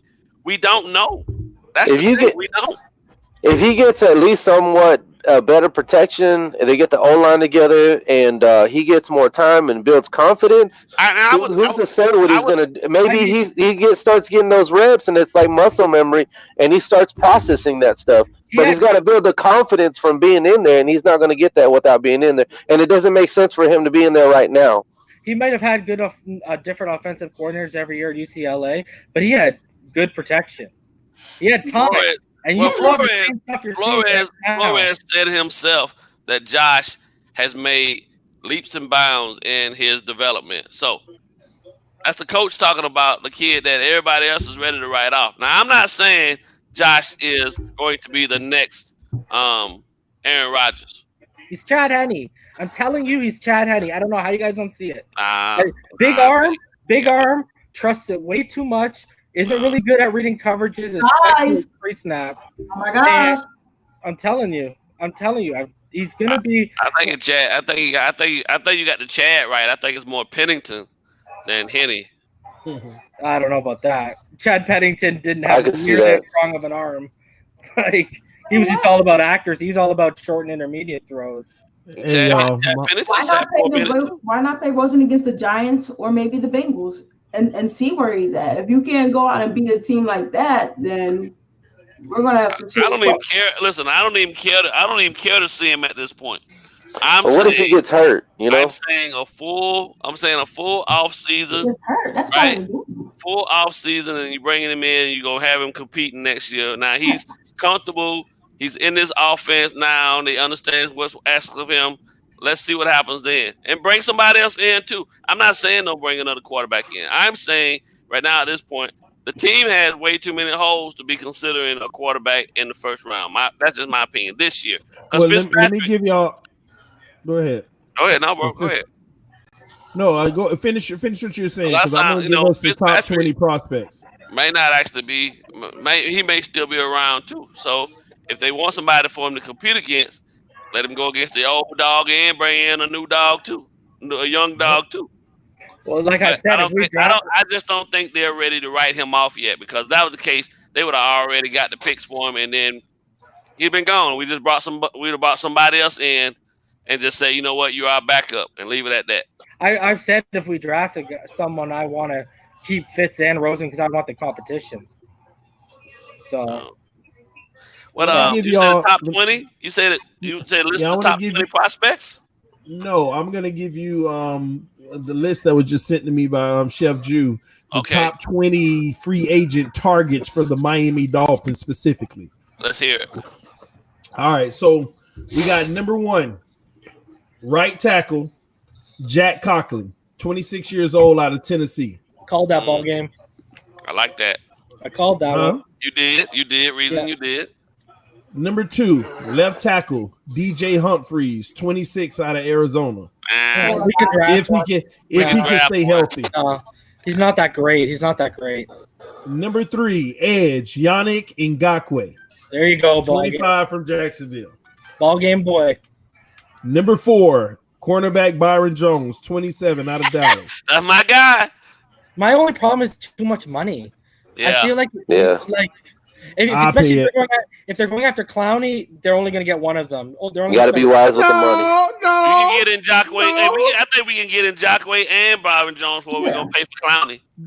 They'll pay both of them. Byron, put it like this: if they're really using the Byron ain't going to make more than X.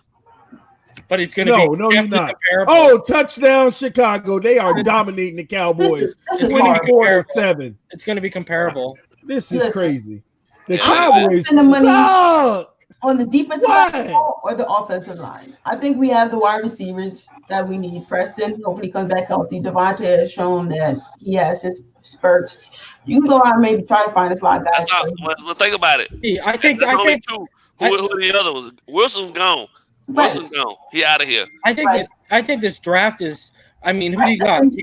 You got Fulton. You got Trevin Diggs. You got your boy Bryce that you just mentioned. Yeah. Like you got who else you got? You got I don't have my list in front of me right now.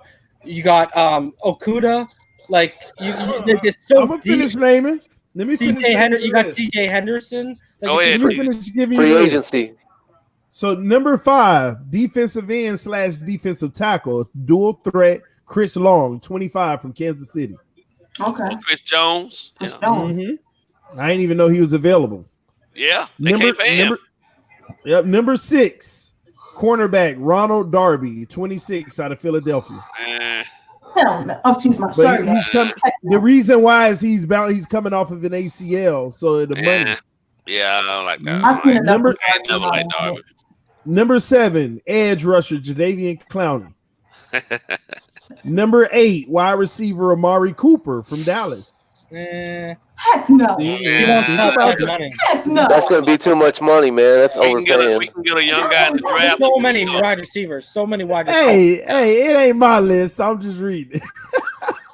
Plus, he's a Cowboy. I don't want to have nothing to do with that. Oh, Lord. I know, right? Number 9, right tackle Darrell Williams. He's a little older and from Carolina. But he's coming off a knee injury. Number 10, edge Arik Armstead from San Francisco. 26 years old. Sets an edge versus the run very well. They got that next to his name. Number 11, cornerback Marcus Peters, 27 out of the Rams. You can resign. Draft one. Number 12, CJC Treader, 28 out of center. I'm saying CJC center. JC Treader from Cleveland Browns, 28 years old, athletic and intelligent. I don't want him. I don't want him that old. They need to be 25, 26. I go with 27 here and there. Depends number on the 13. position. Yeah, number 13, edge rusher Dante Fowler, 26 from the Rams. Hold on, let me sit up on that one. Number 14, edge Shaq Lawson, defensive end Shaq Lawson. He's all 26 from Buffalo.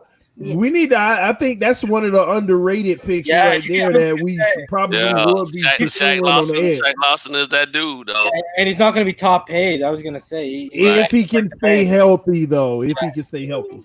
Yeah. Number 15, safety, Clint Dixon. Jeff in the comments made a good point. Where's Eckler? Huh? Is Eckler on this list? Let me see. I'll see if he made the list.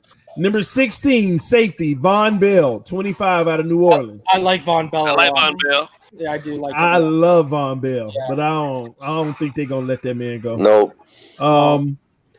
Number 17, edge rusher Vic Beasley, 28 out of Atlanta. 28, one of those. He never turned into what he was projected to be. Mm-mm. Number 18, running back Jordan Howard. 25 from the Eagles. Isn't he injured right now as we speak? Yeah, he is. Yeah. My wife says she's done with the Cowboys. I think we're going. We're not going to get a free agent running back. We're going to get one in the draft, second round. Man, how is Howard above Eckler? What is going on with that one? It's here. Number 19, edge. This guy in the chat.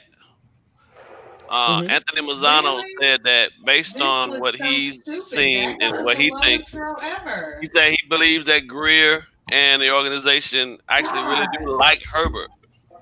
No. This guy's living off what Tannenbaum said. Have we seen anything to say otherwise though? Man, no. That's the thing. We don't know. They could like the quarterback. None of us even mentioned him, but because whenever I look at this regime with Flores and these guys, they could be scouting a guy that they truly believe in and nobody know about. As far as I can, that's what I hope they're doing. If there's a report out there like that, man, I don't like that quarterback from Oregon at all. So I'm almost done. I got 2 more slots real quick. Number 19, edge rusher Bud Dupree, 26 from Pittsburgh. He's good. And number 20, the last one, cornerback Artie Burns from Pittsburgh, 25 years old. Where's Austin Eckler on that list? I don't have a problem with Artie Burns. Well, let me read these. Also considered but not included for various reasons, included projected costs. Some of these are cost reason why the Dolphins wouldn't pursue them. But here are the guys that are also would be considered: Melvin Gordon, Derrick Henry, Philip Dorsett, Greg Robertson, Cedric Ogbohi, Jermaine Ifedi, Trey Hopkins, Bradley Roby, Eli Apple, Daryl Worley, Mackenzie Alexander, Kendall Fuller, Leonard Williams, Emmanuel Ogba, and Adrian Phillips. That's all they had. Eli Apple on that list? Yeah, Eli Apple is on there. I like Kendall Fuller from the Bears. Fuller, I like him too. Yeah, he's good. It's a lot of options, man. There's some options out here, man. We got the money, so these are the things we need to pay more attention to than the draft, if you ask me, because we're going to get some people in free agency. I'm telling you, this free agency is the most important piece for us because the guys that we grab and the guys that we bring in already have experience in the league, but they gotta be willing to be team guys. Right? Yeah. Wherever they're leaving from, it needs to be a situation where there ain't none of this chip on my shoulder. I just want my stats type of thing. No, I want to come in, continue to get better, and help this team progress towards its ultimate goal. If they don't want to do that, when they sit down and talking to them, then please don't sign them because they're not gonna fit. Travis said Josh Norman. 4 years ago. Yeah, not now. That's just a name. I'm surprised they didn't have one person on there that I thought would be number one. Ryan Tannehill. Don't even go there right now. I see my guy said Eli rotten apples, but I think the problem with Eli Apple is the same issue that a lot of guys have. It's just you don't have the right person continuing their growth process. They don't have the right people teaching and coaching them exactly what you need from them. That's what happened. We said Hargreaves. That's what happened. And Artie Burns, who? Vernon Hargreaves. Yeah, Hargreaves. Yeah. But the problem with Hargreaves doesn't have elite speed, and I think they were trying to play him in the wrong system. Yeah. We're going to be an in-your-face man system, though, so Hargreaves wouldn't work for us because he's more of a zone guy. Would y'all take Derrick Henry? Oof. Is that a rhetorical question? Say what? No, I'm saying you're gonna have to pay him. So would you pursue him in free agency? Derrick Henry? Yeah, first of all, he's not leaving Tennessee. That's the first thing. Hey, he's a free agent. Don't let him get out of there. They're gonna be franchising Tannehill for $28.6 million. No, they are. That's the average for top 5 quarterbacks. That's how the franchise tag works. Top 5 quarterbacks getting paid, you give them that. I think he's going to ask for a lot of money. Derrick Tannehill going to ask for a lot of money, truthfully. No, who? I don't think Tannehill will.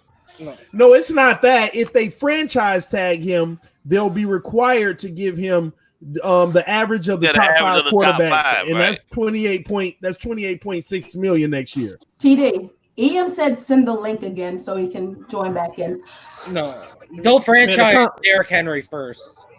No, they've already talked about it. The franchise themselves came out and said that they're attempting to do Derrick Henry on a big deal, and they're looking to franchise Tannehill so that if he can do this in part for another season, then they want to give him a 4-year deal because they don't want to commit to a 4-year right away on him now. What I mean by they'll franchise him first, I mean if they can't close it with Derrick Henry, they'll slap him with the tag before they'd slap Tannehill. Because Derrick would want big money because they groomed him, right? Yeah. Like he ran DeMarco Murray out of town, and DeMarco had a huge season before they got him. I don't see that happening, but I had a question that I want to ask. I don't see that happening, so I think that we do draft a running back. What style are y'all looking for? Just somebody that's going to run somebody over? I want Jonathan Taylor. I think he's a 3-down back. He's a 3-down back. Realistically, because it's going to be like second round, I don't think he'll be there. Who do you think that we can actually get in the draft second round? If you're going second round, I think a guy who will be there at the top of the round is Etienne, and another guy is J.K. Dobbins. I would gun. If you're going to go like late second, early third, I mean, you could go Chuba Hubbard from Oklahoma State. I like Dylan. I like Dylan from Boston College, man. I really like that guy. I think he'd be a good second round pick for us because he'll run you over. He's a bell cow. Yeah. Yeah, he's a bell cow. He can take 25. He can do 20 to 25 touches a game. Yeah, I was telling Reason earlier. If you watch that Boston College Clemson game, Isaiah Simmons didn't want no part of that dude. He backed down on a couple of those tackles. Nobody wanted no parts of him. That dude run hard. Yep. He run mean. And once again, we neglect Najee Harris. We're not neglecting him. We already mentioned him. Yeah, but I think he's going to go like 4th, 5th. Alabama didn't. Look at Insanity. Y'all heard the feelings. Come on, y'all. Insanity. Let's be truthful. Alabama didn't do right by Najee Harris. No, they didn't showcase him. They didn't showcase him. They went when Tua showed up and they started fell in love with Tua. They went air system. Let's pass the ball all over the place first, and then late in the games, let's hand it off to Najee for a couple stats here and there.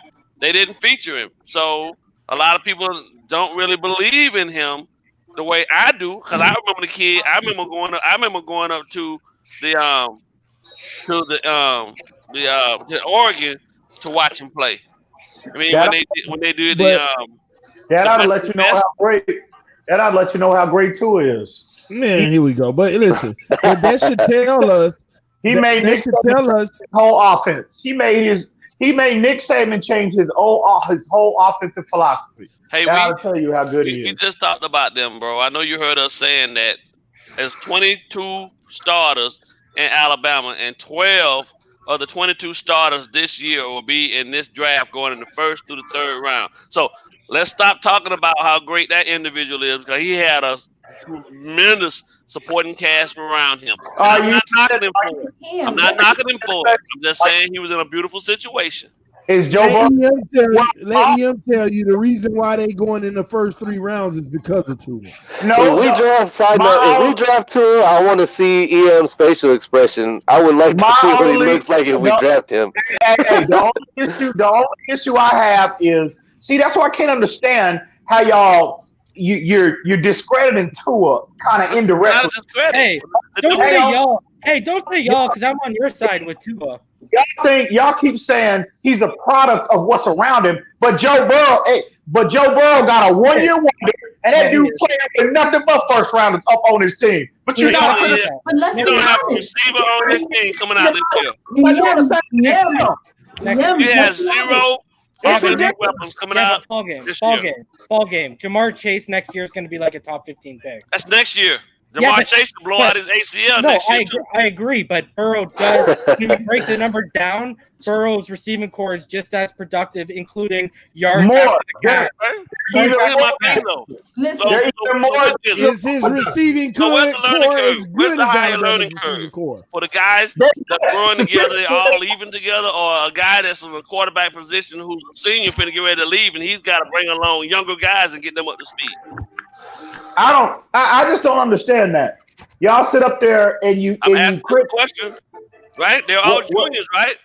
That we've all stated and seen for ourselves that LSU team is stocked full of nothing but underclassmen. We're talking a lot of sophomores, a lot of freshmen playing. On both sides, they have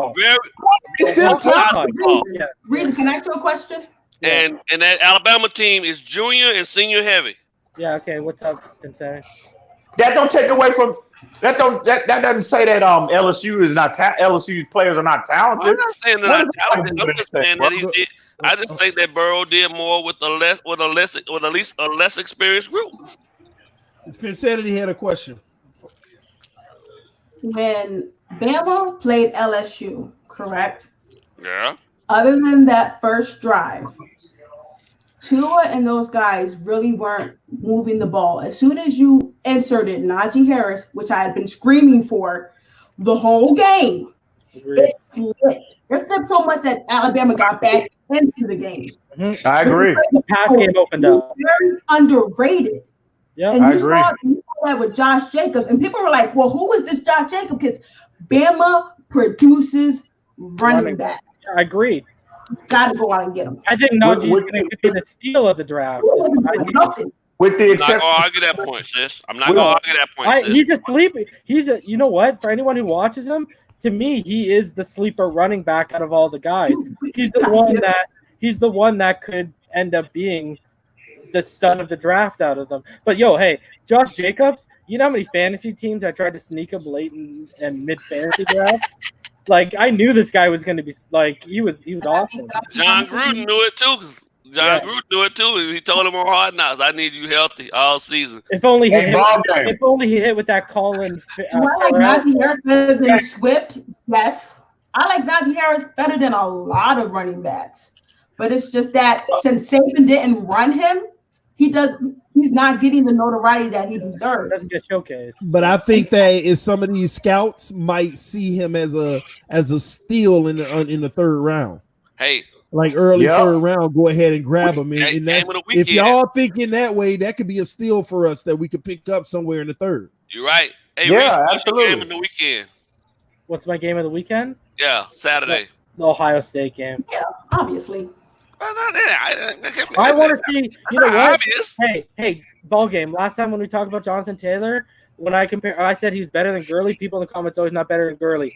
Watch him against this Ohio State defense. This guy has. I want people to put this in perspective. He has 12 200-plus yard games. 11 was the record held by Marcus Allen and Ricky Williams and Ron Dane. So that's elite company.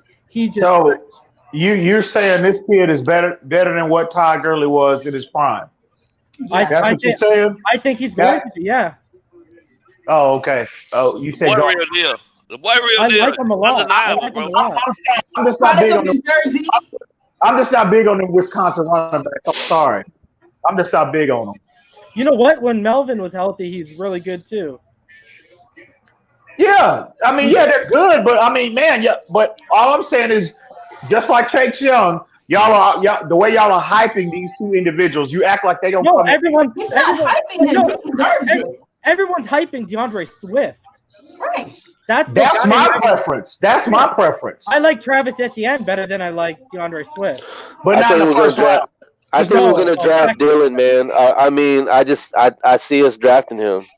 Isn't that the coach's alma mater, Boston College? Didn't he play for Boston? Yeah. I think we're gonna get him, man. I see us drafting him second round. I don't see that. It would definitely benefit Rosen. If Rosen's going to play next year, it would definitely benefit him to have a. Don't even try to speak that into existence. Bro, I don't want to hear Rosen nonsense, bro. Rosen's playing next year, man, whether you like it or not, man. You might as well embrace it, bro. He's playing, but he won't be in South Beach. I can guarantee you that. Okay, well, put it this way. Let's say we get Tua in the first round. You're still going to need a running back. He still needs a running back. Yeah, but if I'm getting Tua, offensive line becomes my number one priority. That is true. It kind of switches the order up, but that's why I said if their plan is Tua all along, you guys would hate me because I'd be going for guards and O-line. I would take a tackle and I would go after Badaj, the center from Wisconsin. That would make sense if we get Clowney in free agency, Tua, and then nothing but O-lineman. I'm not saying that's what I want. I just saying that makes sense. If they go guard heavy in free agency, I don't want to see them taking a guard high in the draft. Yeah, but he's a center. He can just slide a guard. He's a natural question on the cream is the ball game. Anthony Mazzano asked me what's my opinion on DJ Dallas from Miami. I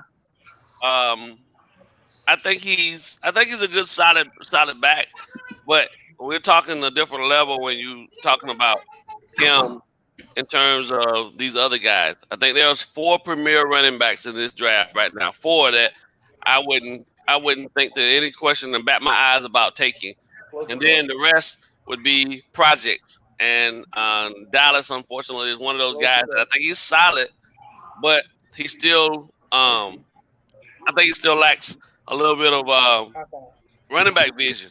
Like his vision's not the best, and he tends a lot of time to spend too much time in the hole as opposed to just getting downhill. You know what I mean? A lot of these other guys, when you watch them, as soon as the ball is in their hand, they're gone.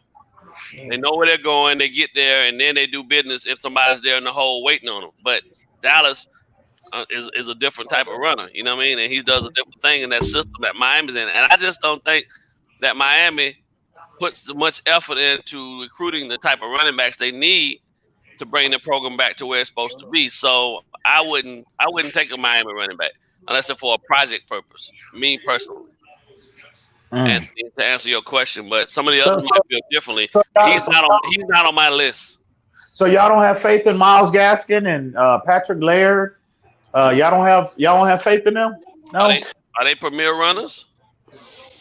I don't know. They put it on tape yet. They called Laird the intern because when they were talking to him, they were like, "Hey man, where do we need? Where's this and where's that?" And he was like, "Why you asking me?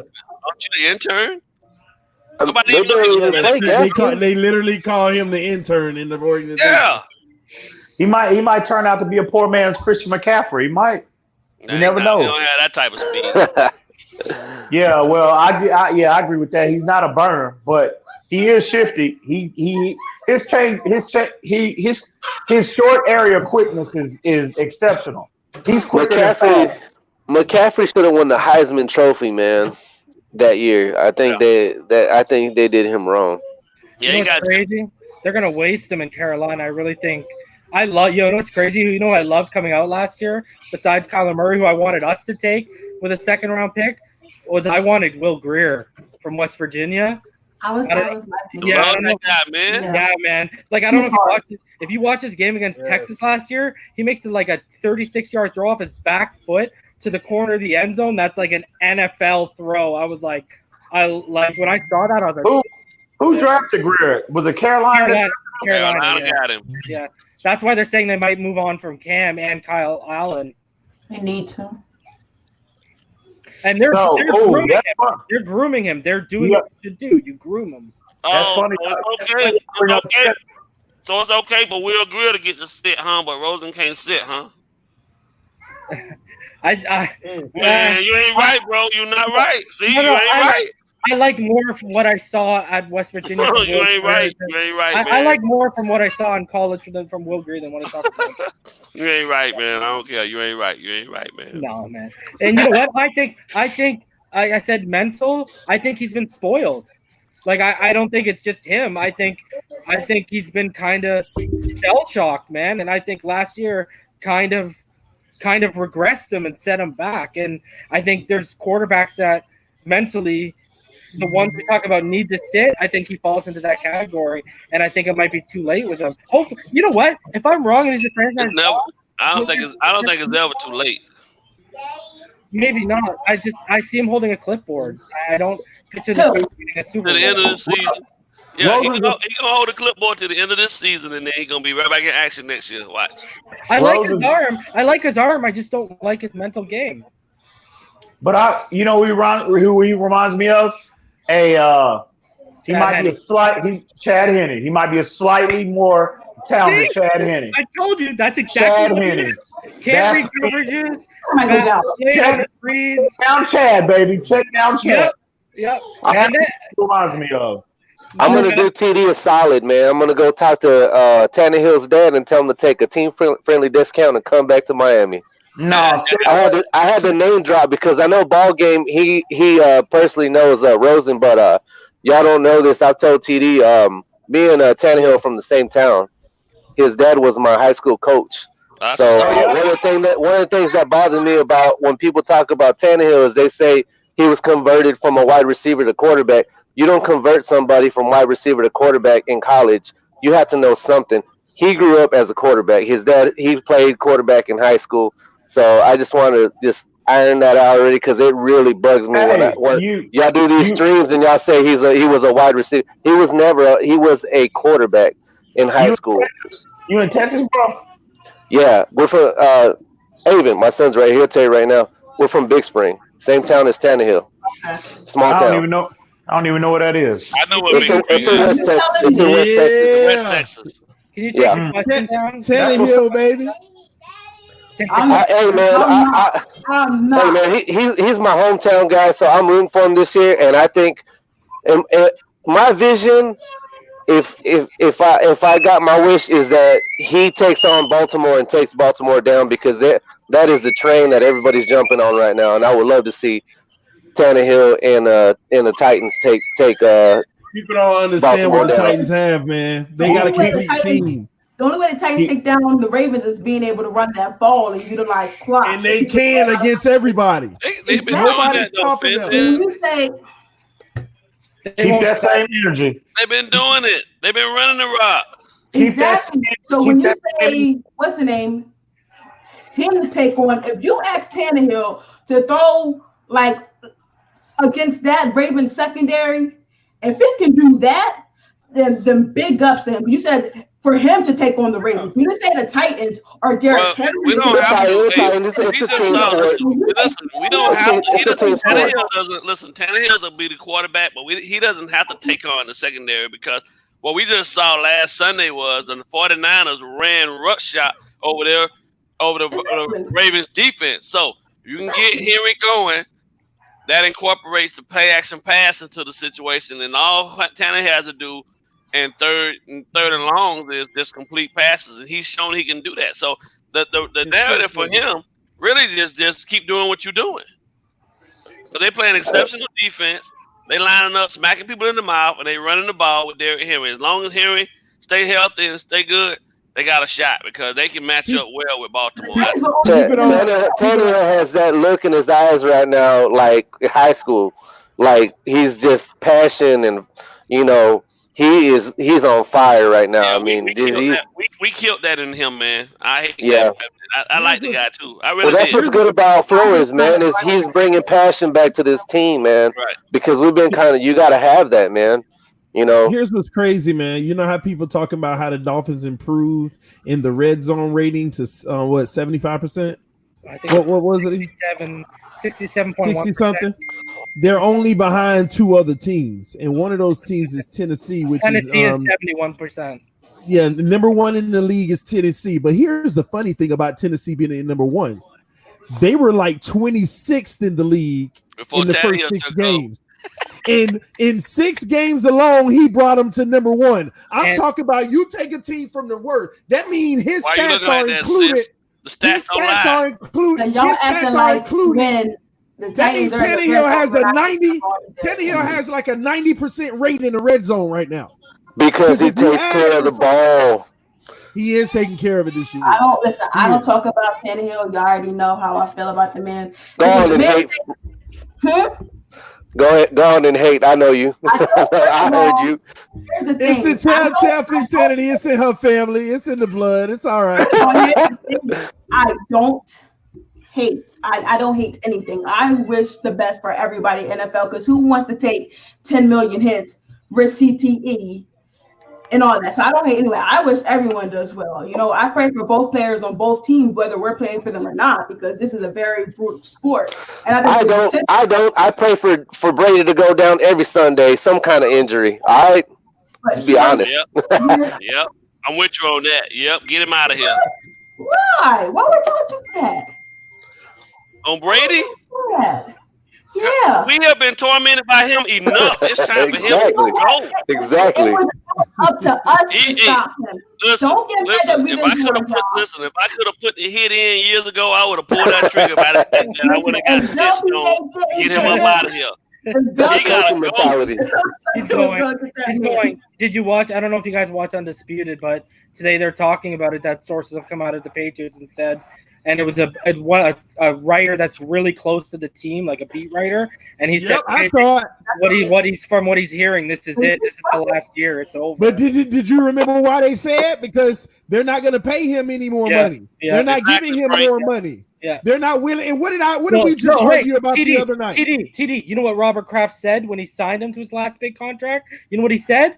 We aren't a team that can afford to pay a quarterback 20% of our salary cap. Man, what was we arguing about the other day? I told everybody, and they said I was crazy. So if Brady can't get a top contract, then why all these other clowns getting them? Because the team that's giving it to him stupid. That's why. And EM talking about, yeah, you pay him. Yeah, they would. No, they wouldn't. If the GOAT can't get a quarter, he can't get a top contract to take him out into retirement, then none of these other clowns need to get him because ain't nobody want more than him. That's why the Patriots sitting in the office laughing every year a quarterback get a big deal. Look at these idiots ruining their team. They think that's what it is. Let me ask ruining their team. TD, it's easier for us. TD Esteban, you guys have Cowboy fans in the building. Let me ask you this: if they lose, because how Jerry Jones and Stephen Jones have been keeping that Cowboy fan no more after right now. How they've been keeping the My wife already went to bed, man. She's done. Okay, how they've been keeping the paycheck book away from Dak. If they don't make the playoffs, you really think they're going to fork out $35-40 million to Dak? No, that doesn't make any sense because he played. He didn't play to make the contract. Yep, So they will because you know why? They're putting it on the coach right now. They're going to turn it on the coach right now. You know what they're going to do? Well, I can see that because they're dumb. You know what I mean? You know what they're going to do? They're going to fire Jason Garrett. They're going to go hire Lincoln Riley, and they're going to draft Jalen Hurts. That's exactly what they guys are going to do if they don't get there. Watch. I think the only way that happens is if whoever coach they usher in wants that. You know what I mean? If that's the style that he wants. I think that's a stretch, but honestly, I don't. Lincoln Riley's been like he's the talk for the last 3. Like it's pretty much out there that Jerry Jones wants Lincoln Riley. So, yeah, but I mean to draft Jalen Hurts. I mean just because this guy's coming for system that's the guy who's going to know his system the best in the league and in the draft. Why wouldn't you do that? I think that Hurts is starting just for them to stay competitive. You know what I mean? I think it was just like how we talk about a game manager. I think that's all he is for Oklahoma. You know what I mean? So I just don't think that their backup could do that for them right now. But I wouldn't see that happening. I mean, it's a good theory. Maybe that might happen, but I really don't care about the Cowboys, man. I hope they fall flat on their face because, dude, I wear my colors every day, man, and I get crap from Cowboys fans every day. Oh, wow. Every day. I'll be at work, and all I hear is, "Man, y'all suck," and I turn around, and it's a Cowboy fan, man. But I'm like ball game. I heard he said he deals with that at work too, man. You know, if my mentality, the first thing that comes out of my mouth, I was laughing because of what he said the other day. But my mentality, my first reaction is to tell him, not for long, man. Y'all don't see what we see. We watch them every week. You know what I mean? That's our team, so we know what's going on with Miami. So that's my take.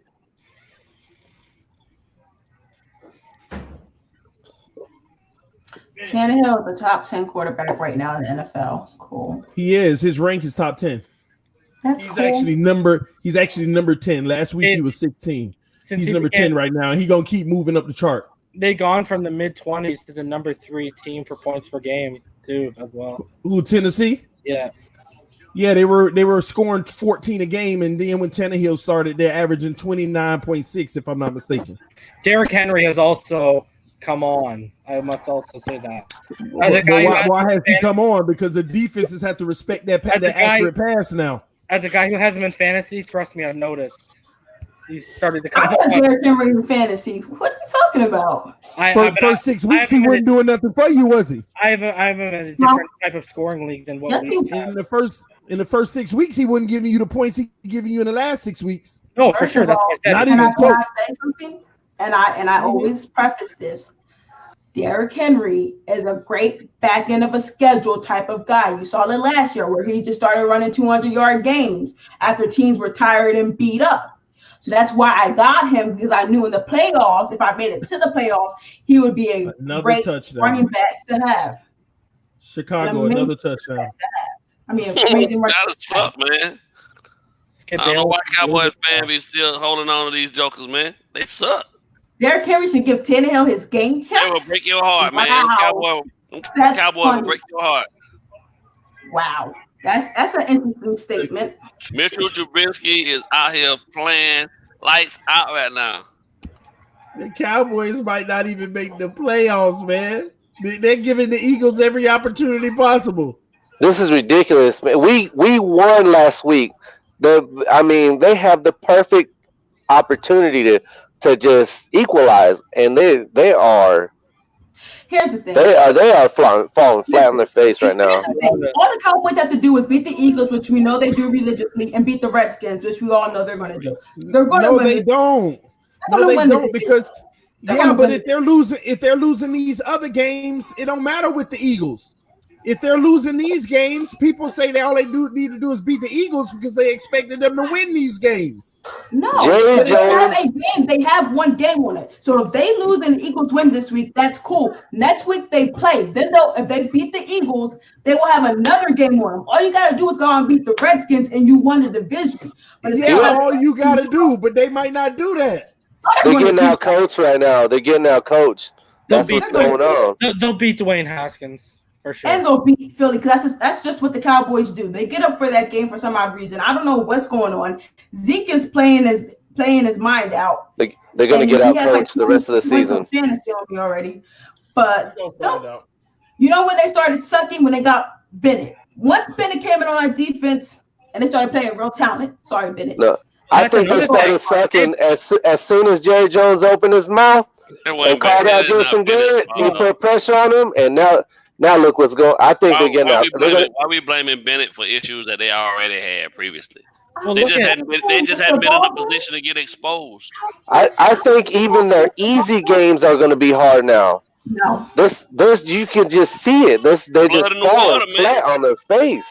They made DeMarcus Lawrence the top paid defensive end, and he hasn't delivered either. Speaking of things that you see, I see something's going on with Tennessee. I don't know what it is, but it just looks like I've seen this before where it's just something special that if they get into the playoffs, you don't want to see them. And it's not even about Tannehill. I don't know what it is. It's you not can even just about see it, Tannehill. man. It's not. No, if you watching them games, team, it's going throughout the whole team, man. They clicking on special teams. They clicking on defense. They clicking on the all. And I ain't talking Tannehill. That team is playing like their efficiency. Nobody can stop them. They are playing. They are playing lights out football right now. They're balanced. They have balance. God. Balance out this world, man. And all that ain't like I've never seen such efficiency. I thought Russell Wilson was like, and I ain't talking about Tannehill as far as quarterback, but team efficiency, they doing it in every aspect and calling the perfect plays. And you know what's unstoppable for them? Their screen game. Oh my gosh. It's one thing when you got the run game going, then you got the play action going. Now you got the screen game going out of the shotgun. It's sickening. I'm like literally seeing them play some amazing. I'm like, I drool like this is what we need. This is what and they ain't even got the best O-line. It's better than what we've ever had, but it is not a top O-line. They definitely have players, but I think it reverberates from that coach because I've heard him talk, man. And I would love that for Miami to have what they're going through as a team. I would love to see Miami go through. You know, not that they're going through anything, but I would love for us to experience that what they're going through. Just. Can I be honest? Yeah. Look at what somebody just put in the comment section. That would be ridiculously scary. No, you know what you got to watch out? You only got to watch out if everyone passes I would cry. I would cry if that happened. If everyone passes on Tua and he goes to the Patriots. You know, it's going to be real funny. If the Titans, New England when the Titans, you know, I'm going to give you a bit of that. When the Titans go to the playoffs, I'm going to fade them hard. Whether it's a home game or a road game, I'm going to fade them hard.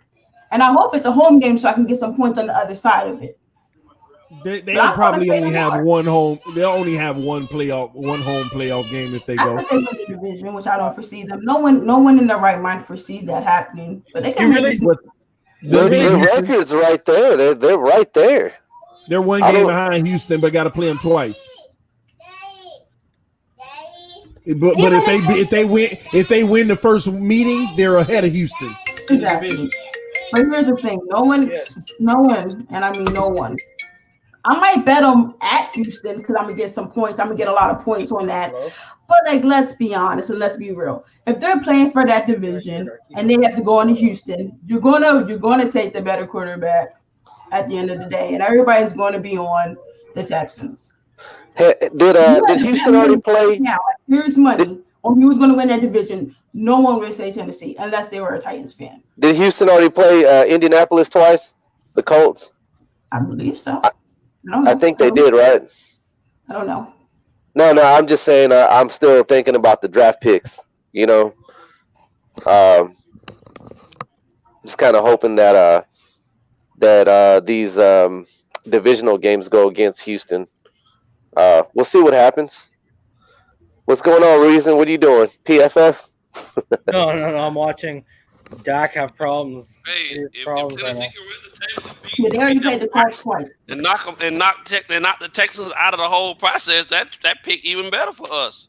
That's amazing. Thank you, Tannehill. I wanted to say too, if TD, If you don't like Tannehill, you better be rooting for him if you're a Dolphins fan to do good right now. Exactly. if TD wants us to start running a primarily screen offense, then you can go with Justin Herbert because 80% of his 257 completions this year have been on screens. Nah. 31% of his 66.8% completion percentage. So that's crazy. Fourth most in the country. You really don't like Herbert, huh? I don't, man. Ball game. Teams are gonna fall in love and watch this guy go top 10.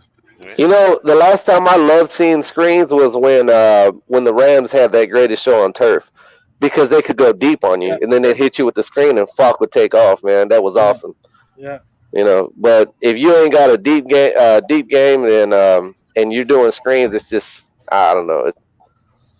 It's too predictable. Yeah.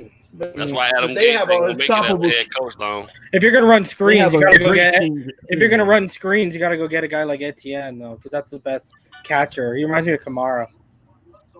Man, Just faster, a lot faster. Yeah. Great catcher. Derrick Henry catching them screens and taking them, man. What happened to EM? Oh, he I don't know. I think his two headphones start messing up. Titans have a better overall team than the Texans. Right when DeVore asked that.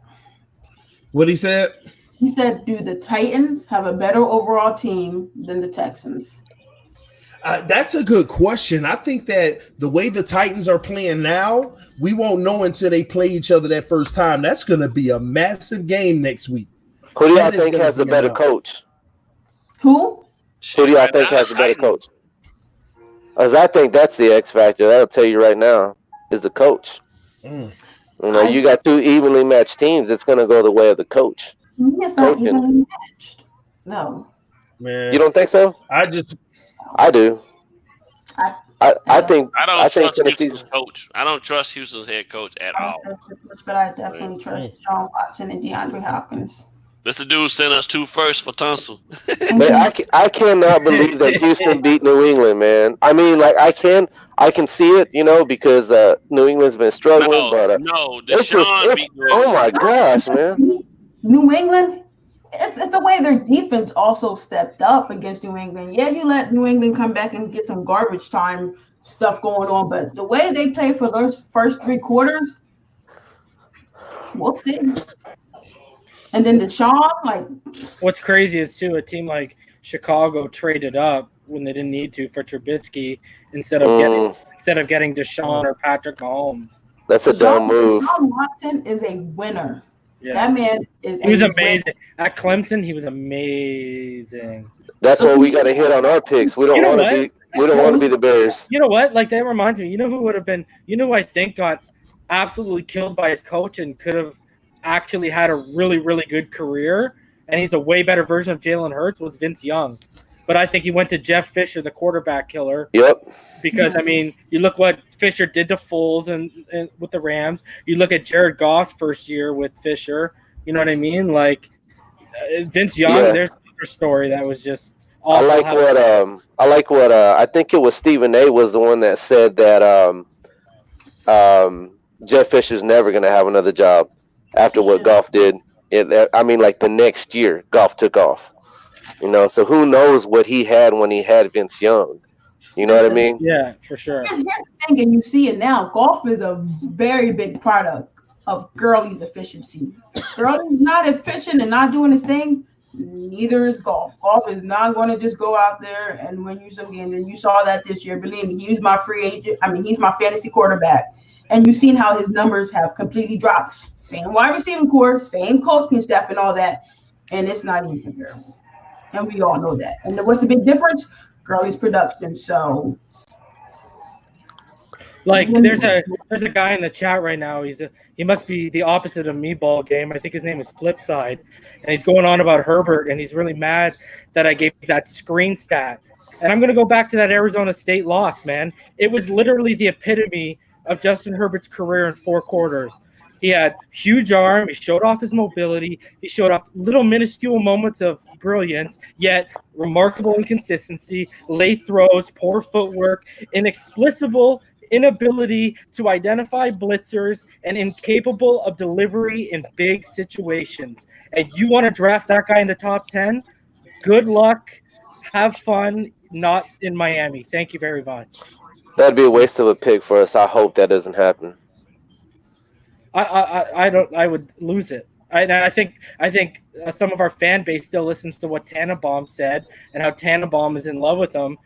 I'm telling you, like Jordan Love, I would take him. I wouldn't even think about it. I'd take him in a heartbeat over him. And Jordan Love's going to be the guy that sneaks into the top 15. Man, I just realized. So side note: Tannehill got 15 touchdowns in them 6 games. You ain't gonna let it go, man. You ain't gonna let it go, huh? Well, I thought you mentioned. He got 15 touchdowns, Mr. Ball Game. 15 touchdowns, man. I know, bro. I know, but they don't care, man. They hate that guy, man. We love him. I ain't gonna never let Tannehill go, man. I always like Brian Tannehill, man. I'm sorry. I thought TD left to go put on a Tannehill jersey. Man.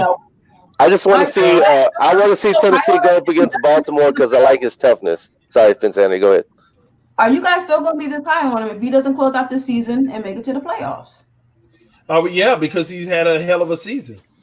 It sure wouldn't be his fault they didn't make it, because they're not going to lose every game. He going to win some more games. It's not going to be his. See, now you sound like Skip Bayless. Well, he's not. I mean, at the end of the day, if he got 4 games left. Because of him. When they lose, it's not because of him. You have no, it's not that. That's not what I'm saying. No, because the reason they're winning isn't because of Tannehill. They're playing good team sport, but he's the piece that put it all together. But it's not because he's not the reason they're winning. He's a part of the reason. That team is playing this is the first. I haven't seen a team play team football like this in a long time. I'm talking about special teams is 10 out of 10 right now. The defense is playing like at an 8 out of 10 level. The offense is playing at like a 9 out of 10 level, if not 10 out of 10. Every facet of the game, the coaches are calling great plays. Every facet of the game, they're not missing a beat. So I'm just saying, the man got 15. If these last 4 games, if he goes 3-1 and miss the playoffs, that means he's 8-2. If he goes 2-2, that still means he's 7-3 in 10 games. I mean, at the end of the day, that wouldn't be his fault. And do you know one thing we don't talk about? One thing we don't talk about, because I don't even include these in his stats. The last 6 games, they're 5-1. But he actually played 7 games. They were down 14-0 in the 4th quarter of the first game he played. That's the one I don't even count. They were down 14. It was like 15 or 14-0. Tannehill came in the 4th quarter, scored 2 touchdowns. That was the game they benched Mariota. Scored 2 touchdowns, but they ran out of time. He almost brought them back to win that game. He only played the 4th quarter in that game, scored 2 touchdowns when they were shut out all day. And I don't even count those in the stats and stuff, but I'm jealous, man, because we got it wrong. That's just period. We got it wrong. Wow. I agree. We got it wrong, and it hurts that we got it wrong because we invested in this guy for so many years, and if he turns out to be even better long term, then that tells you right there, man, we just missed bad. We missed bad over the last 7 years. I don't care if it was coaching, the team around us, We just missed bad. And everybody were misdiagnosing the real reason. Okay. We did. It's this. That's the fact. And that's the saddest thing in the world. Our fan base was misdiagnosing the reason the whole time and still won't even admit it. Hey, y'all. Still won't admit it. It was a pleasure. Deuces, Reason, Finsanity, TD, ball game. Y'all have a good night, man. I enjoyed it. We finally got you in here, man, and you out of here. All right, bro. Dude, my final thoughts is we got a lot of college football on Saturday that we could be watching all these championship games, and if you're watching for one, guys, you see who else stands out passing the eye test. PFF is nice, but I like the eye test thing. You know what I mean? So good night, y'all. All right, appreciate you, man. This is not a Herbert here. Why is it that when we criticize or evaluate a certain player, we're called haters? It's not that, but when your criticism and evaluation is wrong and you continue to say the same thing, then what are you? So, but nobody ever wants to admit that Tannehill really didn't have everything he needed. They wanted him to make up for those. They wanted him to make up for what he didn't have. And that's unrealistic. What I don't get is why people call me a hater of Tannehill when all I say, he is not that dude that can carry a team. He has to have other things around him. There are certain players who that if you put the ball in their hand, they're just going to go out and win the game. Name him for Tannehill. Oh my gosh, Russell Wilson's that guy. Aaron Rodgers is that guy. Think about the elite quarterbacks. No. Keep naming. Let's go. Deshaun Watson is that guy. Deshaun Watson will go out and win you a game. There's been games where D Hop was hurt and taken out of the game. So you saying Tannehill never won a game? I never said that. Okay, keep going. That's 3. Give me one. Let's go. You said 5. Give me 5. Huh? Give me 5. Brady was that guy for a very long time. Which is it? Because he can't make the list as was. Who? Brady. What I'm saying is there have been quarterbacks who you knew that no matter you could put a better team against them. I want to know him right now, though. Did I not just think that you could put a better team up against them? But you know that if you just give them half a chance, they're going to find a way to win. Those are called winners. Okay, you gave me 3. You gave me 3 out of 32 teams. Is Tannehill elite? Give me 5. When I say he's that guy that's elite, that's upper echelon, that's top tier. Jared Goff is not that guy. And I would say that. And he's made it to a Super Bowl, but he is not that guy. You got 2 more, Insanity? Huh? You got 2 more? Josh Allen is turning into that guy, believe it or not. Because I want 5. I want 5. Give me 5. Josh Allen is turning into that guy. You'll see that. I'm not going to say Lamar Jackson is that guy right now because he has so much around him. So let me think about quarterbacks in this league. I'm trying to run down them. What's the name? But we all know that there are certain quarterbacks out there that if they can have. Aaron Rodgers carried this team for so long, and you guys know that. What do they do? Huh? What do they do? He carried them, and where they go? When the last time Green Bay been relevant? Aside from this year. It's been 8 years. It's been 8 years, Fitzgerald. Exactly. But what I'm saying, here's the thing that y'all are not getting.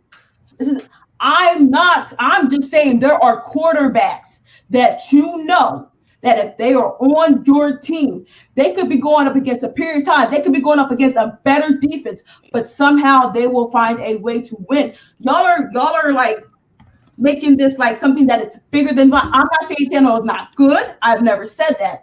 All I said is he is not elite. I don't get why y'all argue with me about. I'm asking you for a specific reason. Who are the elites that you're talking about?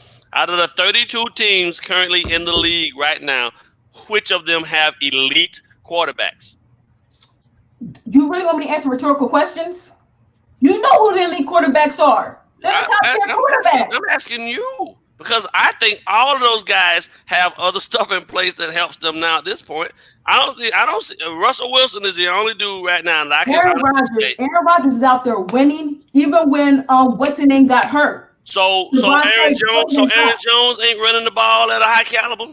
level. Like, even before Rodgers had a running game, like let's be honest, because they didn't do anything for 8 years. They haven't done anything. Green Bay ain't been winning 8 years since they've done something. When what? When was the last time say Green Bay was actually significantly charted to be in the playoffs? The last 2 years, the last 3 seasons, the Vikings were giving them a run for the spot. I don't get why you guys get so upset when someone says Tannehill was not elite. No. We're not even saying he's elite. Maybe I need to explain why I'm asking the question. Go ahead. I'm asking the question because what you're saying and what everyone else is using as a gauge to say whether a guy can actually go out and get the job done or not, are what I consider to be unicorns. Because if you don't have more than 10 of those guys in a league of 32 teams, then that means there aren't many of them out there. So what is the alternative? So why even consider a guy to be do something that nobody else has a guy on their team that can do it? So if we say Tannehill is average, then what's wrong with that? He's above average. He's above average. Well, here's the thing. If you say you can't find 10 guys, now you're averaging out that, like more than... You said elite. More than 27? Exactly. So the elite you cannot find 5 people that will look you in your eye and say Tannehill's elite. That's the only thing I say. I'm not going to say Tannehill's elite. Nobody's saying he's elite. Nobody's saying that. For saying that. That's all I'm saying. No, that ain't what we're saying. You're making it seem like his non-elitism means he can't win games. He can't. I never said that. But that's a comparison that most people are saying. What I'm saying is Tannehill can't carry it by himself. So then again, we're back to my question again. What quarterbacks can? There's 32 teams in the league. By themselves. I'm not answering rhetorical questions. By themselves. You guys know the answer to that because you guys are students of football. How is it rhetorical? Maybe only 2 guys. Or maybe only 2 guys. Football long enough. Maybe only 2 quarterbacks that on a consistent basis can win a game. That have what? In today's NFL, I only know of 2.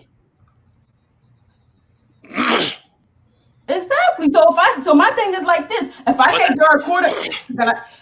that there are quarterbacks who can carry their team, right? We all know that there are certain quarterbacks that can just carry their team. Exactly. But if I say Tannehill is not one of those guys, how am I wrong? And why are we saying that's what I'm saying. That's not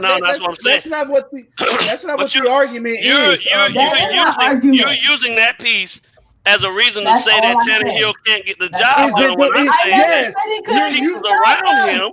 I never said you're basically saying that's why he's not the guy for the job. No, that's not what I'm saying. That's how you guys are interpreting it. That's what we're hearing you say. How can TD and me both hear the same thing you're saying, interpret it the same, and you're telling us we're wrong? You have 2 guys in this league who can carry a team on their own. Tannehill's not one of them, so he is not that guy. Okay, so what was the point of saying that? That doesn't mean he still can't be the guy. He can't be a guy for a team, right? What? So he's still capable of helping the team win a Super Bowl and everything. Then, right? I believe any average quarterback can do it if they have a defense in the run game. All right. So Tennessee has that. So Tannehill has a shot then, right? He has maybe like a 2% chance. Look at this. So if it was anybody else other than Ryan Tannehill, because you're not in love with Ryan Tannehill, you didn't like what he did. I love Tannehill. What are you guys talking about? But I'm realistic. Because I'm just asking because it's hard for you. I can see it. I can see when you're sitting there and you're talking about it. You don't like Ryan Tannehill. I like him. No, you can't. Because if you like him, then you'll be happy about the fact that the dude is having success now, even though he's not with us.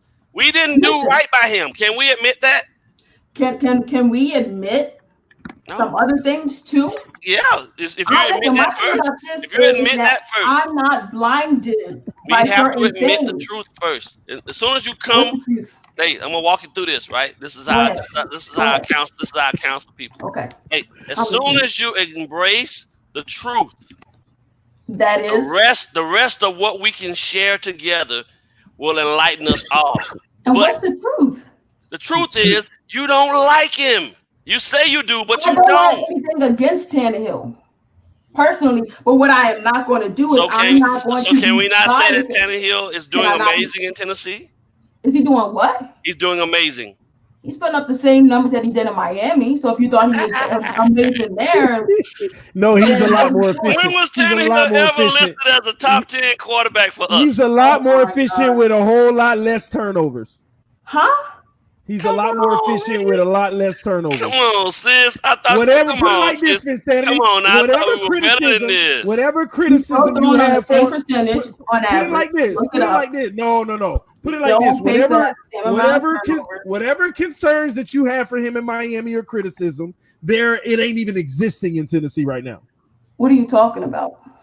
Did you have any concerns as Tannehill as our quarterback? He doesn't even look like the same quarterback that we had. The only concerns that I had for Tannehill, whatever you say, it don't even exist in Tennessee. The only thing that listen, I'm going to guard by saying this. I'm trying not to be biased when I make my evaluation. It's easy to say, "Oh, he's doing amazing and the team is winning," all that. But like what we say, sometimes you have to just take your bias out and evaluate. When are you gonna do it? When are you gonna do it? My evaluation on reevaluate. Your reevaluation. We talking about the reevaluation. He took too many sacks, and that was because players were getting into our backfield too soon, like too quickly. But on some of those, it was because he held the ball too long. We all can agree on that sometimes he held the ball too long, or even when he was out of the pocket, he didn't throw the ball away. That's facts. We would be like, Tannehill, just throw the ball away. For some odd reason, as a quarterback, even a high school quarterback, if you can't remember that one simple fact that when you're outside the pocket, you can throw the ball away, I'm gonna have some questions for you. That's just asinine to me. But my thing is this: Tannehill is a guy that, like I said, I've always said this, if you have everything around him, he's going to play well. I go to the 2016 season when Jay Ajayi was running out of his mind. Mm-hmm. And it was a flip of a switch from Tannehill from the first 5 games where we were 1-4 to when they finally let Jay Ajayi run the ball. And we're looking like, well, who is this new Miami Dolphins team? So that's all I'm saying. So when I say he is not that guy, all I'm saying is he's not elite. He's not the guy where you say, take Derrick Henry out the game. Just take Derrick Henry out the game. Can Tannehill go get it done for you? And my honest opinion, no. But we can't take Derrick Henry out because Derrick Henry is there. You factor in all these things around for everyone else, but we want to remove things and say, can Tannehill do it? Fact of the matter is, how about this? You remove Tannehill out of Tennessee. Is Derrick Henry doing what he's doing? Nope. Yes, because he's a back end. No, because Mariota the first 6 games, he wasn't even putting up half the stats he putting up now. He wasn't even putting up. The defense has to respect Tannehill's accuracy. They didn't respect Mariota, so they crashed down on the run game on Derrick Henry. Now that Tannehill's sticking them with the play action, they have to respect it and it's opening up holes for Derrick Henry all day. Just like Derrick Henry is opening up the play action game for Tannehill. If it wasn't for Derrick Henry, Tannehill wouldn't be doing what he's doing. And if it wasn't for Tannehill, Derrick, vice versa. So they're complementing each other. Did I not say that Derrick Henry is a back end of a schedule type of guy, and that's why I got him again? Go look at his numbers last year. It's the same thing. In the beginning of the year, they weren't so good. The back end of it, he sparked, and it was crazy how big. Okay, that can be 100% true, but the attributable to that is simply because the defenses have to honor the pass now. It's causing him to be back in because of the circumstance that's in place.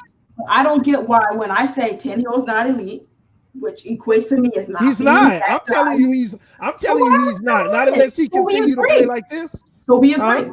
No, we're asking you: is Tannehill playing his best football ever right now? Excuse me? Is Tannehill playing his best football ever right now? I would have to go back and look at the 2016 season, but he's playing good. I have to go look at the numbers on the back end of the 2016 season, because that might have been his best. He's just not throwing. He's not having to throw the ball as much. Tannehill's throwing the ball 19, 20, 21, 22 times a game, 23, 24. He's doing it the Russell Wilson way, not throwing it 40, 50, and 60 times a game. Russell Wilson has his worst records when he throws more than 35 times a game. He's doing it efficiently because the run game's working, the play action's working. And last week, what was he, 17 for 22? The week before that, what was he, 19 for 24 or something like that? Teams is giving them a short field. Exactly. Yes, that too. So when I say Tannehill has to have a lot of things around him working for him to listen, I don't get why y'all don't agree on that. If you agree everybody does though, Finsanity. Except Tom those Brady, 2 elite quarterbacks that you mentioned out of the 32 except in the the league. 2. 30. Okay, that's what we're trying to tell you, Insanity. 30 only 2 guys in can the go out and win NFL, games. they quarterback need everything around them. Come on, because man. there's only 2 elite ones in the league that can You ain't giving this guy. You ain't giving there's him only his 2. Dessert, man. How am I not giving him his just due? Because if there's only 2 in the league that can carry their team, that means 30 other quarterbacks in the league need help. things around them to be well. So what you're saying is general. That ain't a knock on Tannehill. That's normal. But the way that you're prefacing it is as if that's y'all just don't like my verbiage. That's all it is. We agree. You guys just don't like the verbiage. Your verbiage is bias loaded, though. How is the bias loaded? I'm telling you, the way you're saying it, it makes it sound like you don't like Tannehill. I said Dak Prescott is not that dude. You're prefacing not that dude. A lot of guys are not that dude. So for me to cup Tannehill into that, how is that biased? If I'm going to say a whole bunch of quarterbacks who are winning are still not that dude, how is that biased? But is there a problem? Is there a problem? The Dolphins organization. It has is there nothing a problem to do with being a former Dolphins player, because I still watch Jarvis and I want the best for Jarvis because Jarvis can ball out. I will say Jarvis is that dude because Jarvis will ball out. But when I say Tannehill is not that dude from an evaluation standpoint, comparing them to other quarterbacks and other organizations, and what I see as and what I view as elite, I'm saying that he is not there. He's not elite. That's all we're saying. So the fact that we agree that Tannehill is not elite, you guys just do not like the verbiage of me saying he's not that dude. It's fine. It's fine. It's fine that he's not elite. He's just like almost every other quarterback in the NFL. Exactly. And I said, if you give Tannehill everything around, he will win. So what's the point? I don't know why. That's not what I'm. That's what I'm not. It's insanity. You prefaced it as he's not that guy because he needs everything around him to win. Okay, if he's not that guy, he's not that elite guy, but the way you prefaced it as if that's a knock on him, and that's why he's just not cut. It's almost that's how you kind of prefaced it. No. That's the way it sounded. That's the way y'all interpret it. That's why clarification is. That's why clarification. That's why we're trying to get clarification. That's why we're trying to get clarification. I'm not being biased. That's your bias and y'all love for Tannehill. If the verbiage is not correct and spot on, you guys we'll do this. We've been agreeing on this topic for a minute. And I'm not afraid at any point to stand out in front of it and acknowledge that I think we did a horrible job as a franchise, giving him what he needed to be successful. I'm sorry. I'm not going back off of that at any point. So, and Tannehill, like Quint said in his thing, Tannehill made Jarvis. What? He fed him. He fed him. The only good is the guy getting him the ball. Baker Mayfield is not that dude, and Jarvis is still balling out. The Jarvis, you think Jarvis Landry gonna ever have the numbers he had with Tannehill? No, not no 130. How many catches he had one season? That was like number one in the NFL. Huh? There's more guys to throw the ball to on the Browns, but the Jarvis is still having a great season. Yeah, all right. Yeah, having a great season. Having a high season. How many touchdowns he got right now? 4? It's more than that. You sure? It's more than that. How many he got? Reason? I know you know. How many Jarvis got? What? Sorry, I was touchdowns this year. Yeah, I don't know. What has he got? 2 or 3? He's got 2 or 3. If that, right? He has more than that. Let's see. His last year in Miami, he had like 12, if I'm not mistaken. Was he not? From Tannehill. He got 5 touchdowns this year, so he got one more. And how many? He got 5 touchdowns this season so far. So he on pace to get probably somewhere around 7 or 8. He's on pace to get 7 or 8. Tannehill gave him 11 one year, 12 another. Wait, hold on. Man, 100 and something plus catches. Who else was he throwing to during the Jarvis era? How many receptions he got? He got 65 receptions this year. That means he's on pace for about 85 or 90. Didn't Tannehill give him like 100 and something one season? Let me look at it. Ridiculous number, man. 100 and something. Yeah, man. It was retarded number, man. Was ever 1,000 yards. That's when he went to the Pro Bowl. That's what. Yeah, he had over 1,000. Hold on a second. Let me look something up. Look at it. Look what Tannehill gave this man. I'm not going to say. Y'all not going to say that Tannehill. You don't think? Would you say you don't think Jarvis was what? He probably had 1 or 2. But nah, Ryan Tannehill threw him 110 one season, 112 another season. Leading in receptions, I know that, but let's not act like all those were some underneath throws. Let's not act like that. Right, almost all of them were underneath throws. All of them. Jarvis ain't no burner. All of them. Jarvis ain't taking nobody deep. Pitch and catch. Jarvis ain't taking nobody deep. So where's he going to throw it to him? He's got almost 1,000 yards, eh? That's the year they got Jarvis Landry paid. When Tannehill gave him, he had like 11 touchdowns that year. I know he had like 2 or 3 jet sweeps, so I think they consider them rushes. But he had 9 passing touchdowns from Tannehill that season. That was the year that got him paid. That's what got him paid. The very next season was in Cleveland. Is Pat Mahomes elite? Excuse me? Is Pat Mahomes elite? Do I think he's elite? Is he the one that can carry his team without anything around him?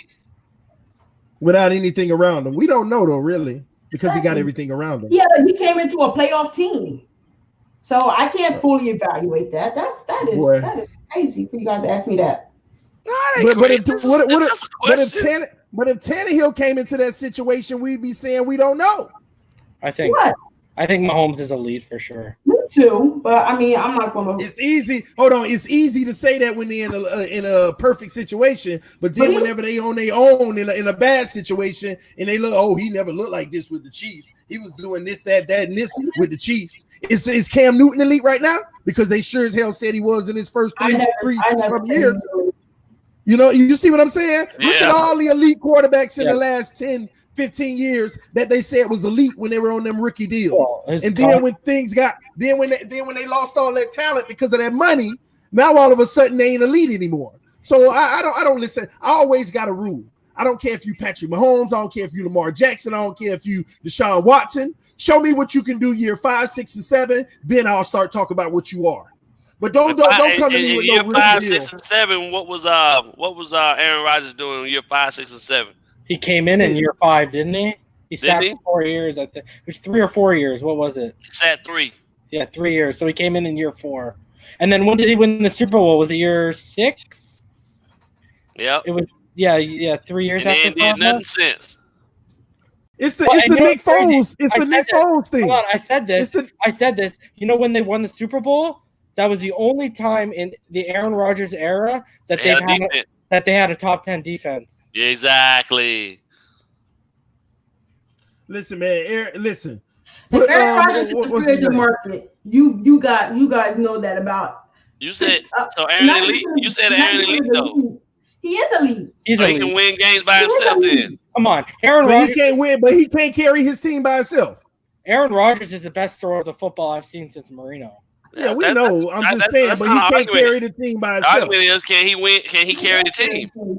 Yeah, they're consistent. Even with nothing, with scraps, they've been a consistent playoff team. And you know what? Let's be honest. Come on, guys. McCarthy kind of gunted him a little bit. I mean, I'm not a huge McCarthy guy. And even when Devontae Adams has gone down, he's made guys like Valdez-Scantling worth waiver wire pickups because he's like Tom Brady. Tom Brady, Skip Bayless always jokes about this. Tom Brady can walk up to the stands and say, you, come down. I need to make it work with you today. Aaron Rodgers has that same type. I believe he's one of the few guys that can make receivers around him better. Not a lot of guys have that. This is more news for the argument about Tannehill making Jarvis Landry.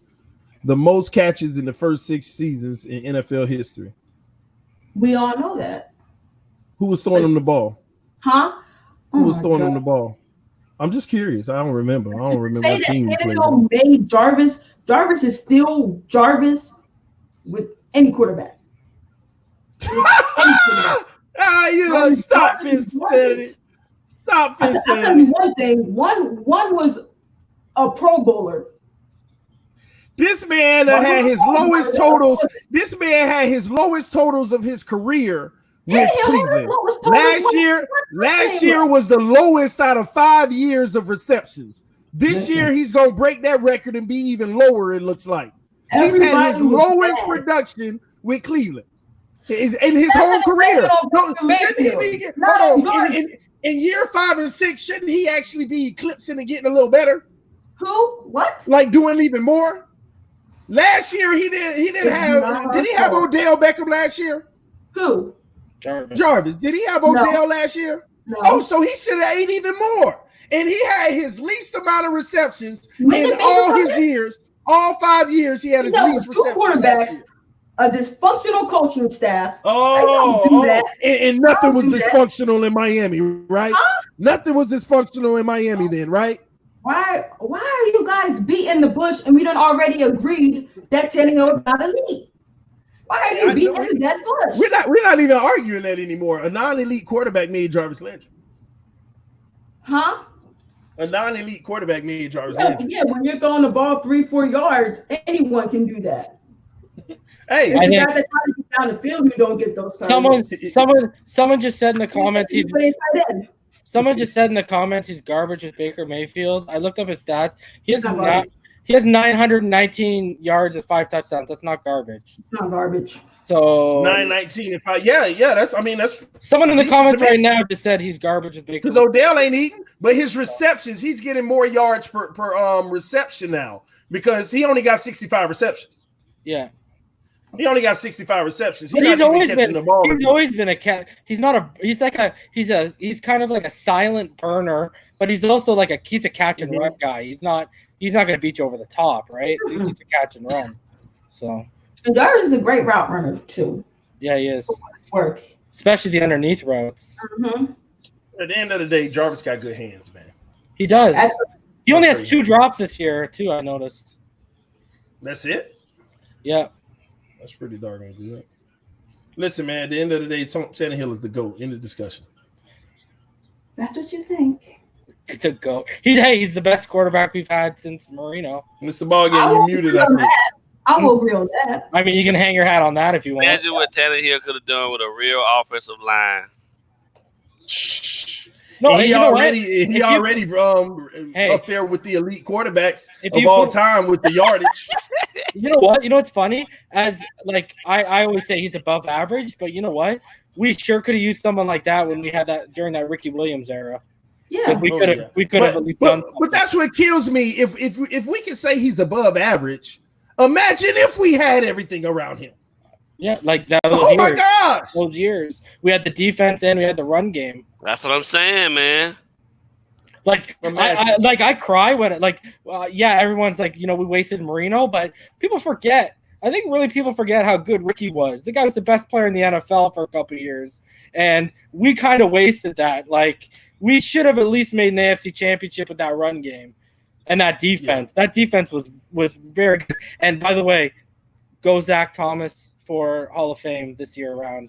I know everyone's he's one of the finalists. And you know what? Hopefully they don't snub him again. If Urlacher's in there, Zach Thomas needs to be in there.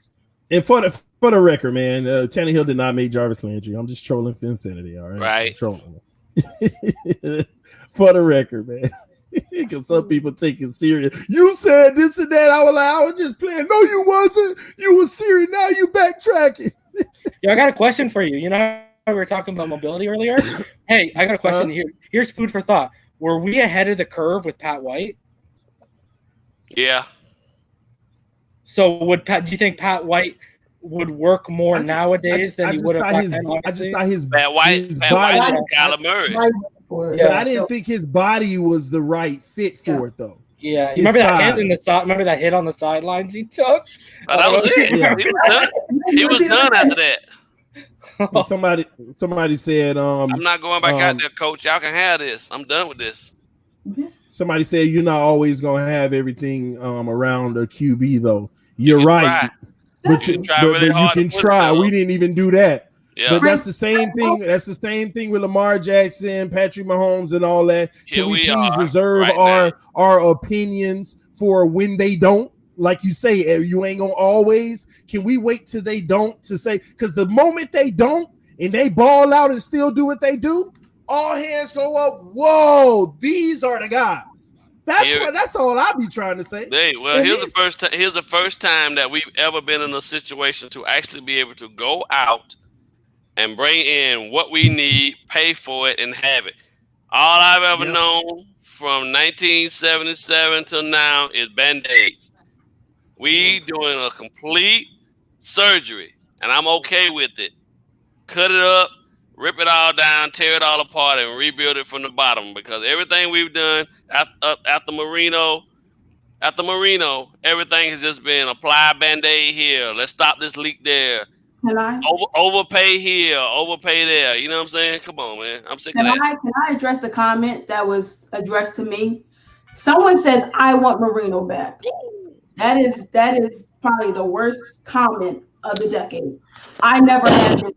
Like, I know I don't talk about my age, but the only Marino I saw was from film study. I do not want Marino back. I do not want an elite quarterback who cannot win the Super Bowl. That is the dumbest thing that anyone has ever said. I love Marino for what he did for this organization, but he got his money from us.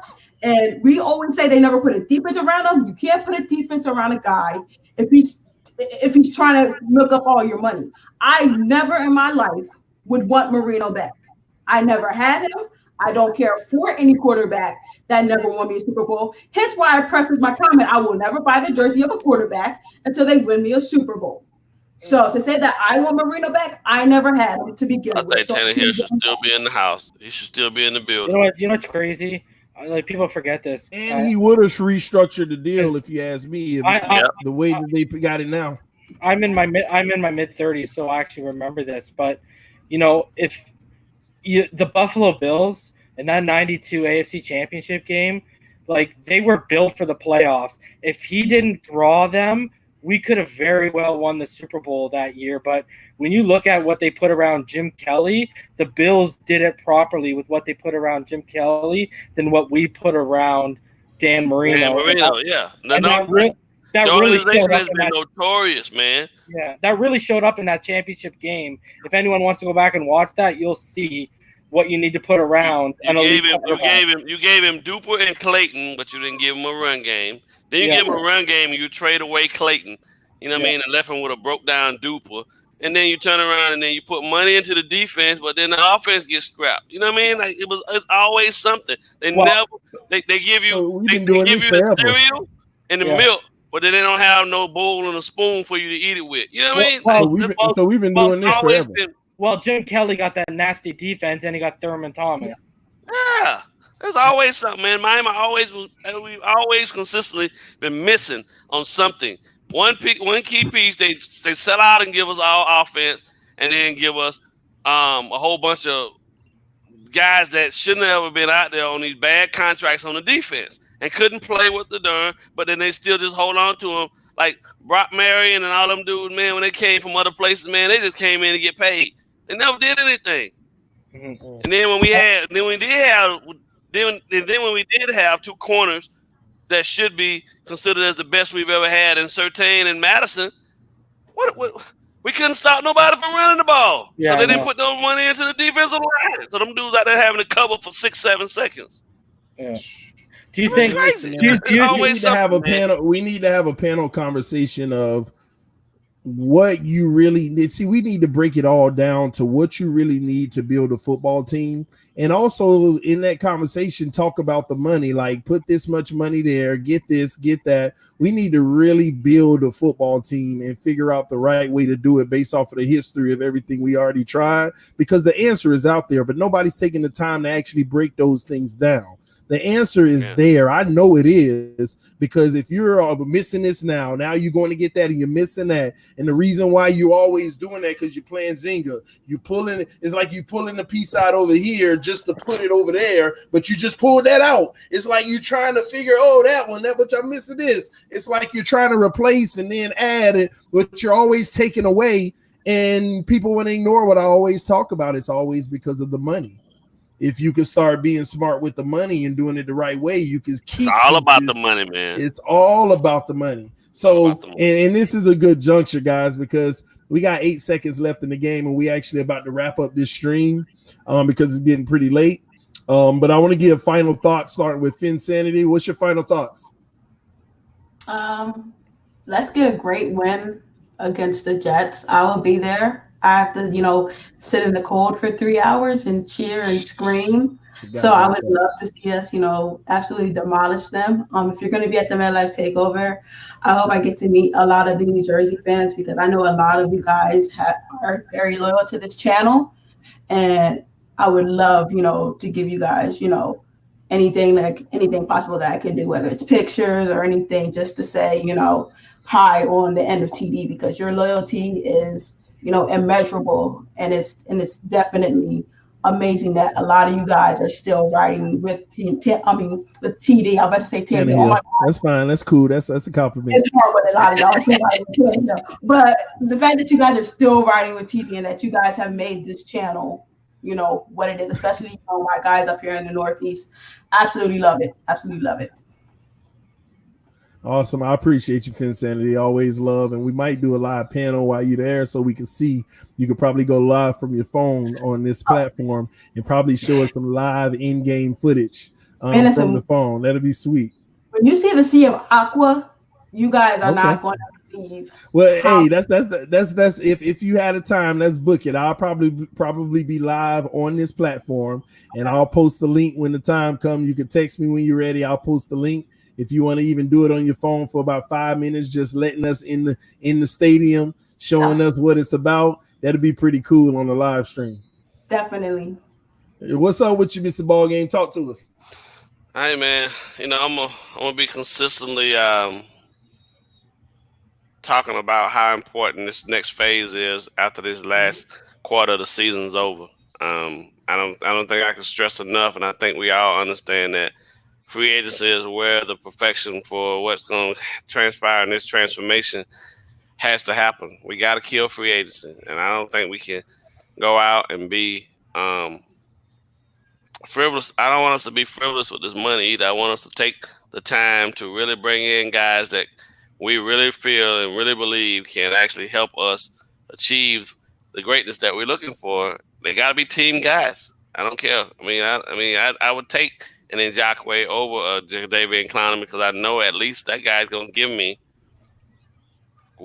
all he's got without all the other over the top individual stuff. I just think there's a difference in the two guys completely. Like I said earlier, I think Clown is a mercenary now. He's looking for the big payday, and his statement, what you said was, he ain't about the tanking. He want to be, well, they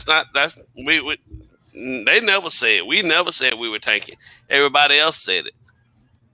So, and I'm glad that the coaching staff got on the same accord and made sure everybody understood that we ain't giving up games. We actually trying to win these games. Circumstances just didn't work out in our favor. But at the same time, I don't want us to be too frugal as well, right? Because we really gonna have to pay these guys. Really looking for, most of these guys that are gonna be in free agency are looking for deals that are gonna take them into their 30s. Right? If they're 24, 25 years of age, they're looking for deals that are going to be market based on what position it is. And we just got to be smart about it. I'm hoping that they do their due diligence on everything. You feel me? Like injury history, background, and into even their personal lives, because coming to Miami is a different monster, man. The night scene in Miami and just the environment, you can't add just anyone into that and just think that they're going to actually be okay with it. You know what I mean? You got to have a level of maturity that's going to outlast all of the other stuff that's around being a Dolphin player in the city of Miami. So we need and definitely going to need guys that can hold their own their own thinkers. You know what I'm saying? Not immature minded and just thinking, oh, I'm finna get this big huge payday. Let's go turn up. No, it ain't about turn up. It's about turning this thing around so that we can get back on the same page of being, you know what I'm saying, at the top caliber organization that we're supposed to be. Sick of mediocrity, and I think everybody else is. And I'm trusting and interested in Greer and Flores and everybody to kill free agency first, do their due diligence on all these young talent, because this draft is unreal and how loaded it is. And at the same time, come through on the other end of it with our type of guys, the type of guys that Flores really truly feels he can coach to be the best versions of the new age Dolphins that they're trying to create. That's my hope. And I believe we can get there, but free agency we got to kill free agency first. We fall on our faces in free agency, man. The draft ain't gonna help us. We need those key pieces out of the free agency. Yeah, people underestimate the fact that a lot has to go right. Yes, a lot. A lot got to run right. But and I appreciate you, Mr. Ballgame. Last but not least, we got Reason. The reason that we're here. He loved doing that, man.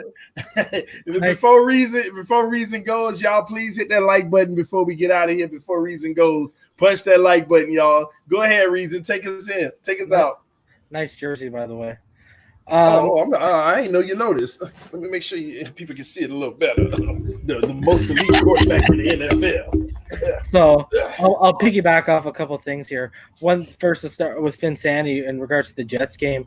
I think someone to watch out for, surprisingly this time around, is Darnold.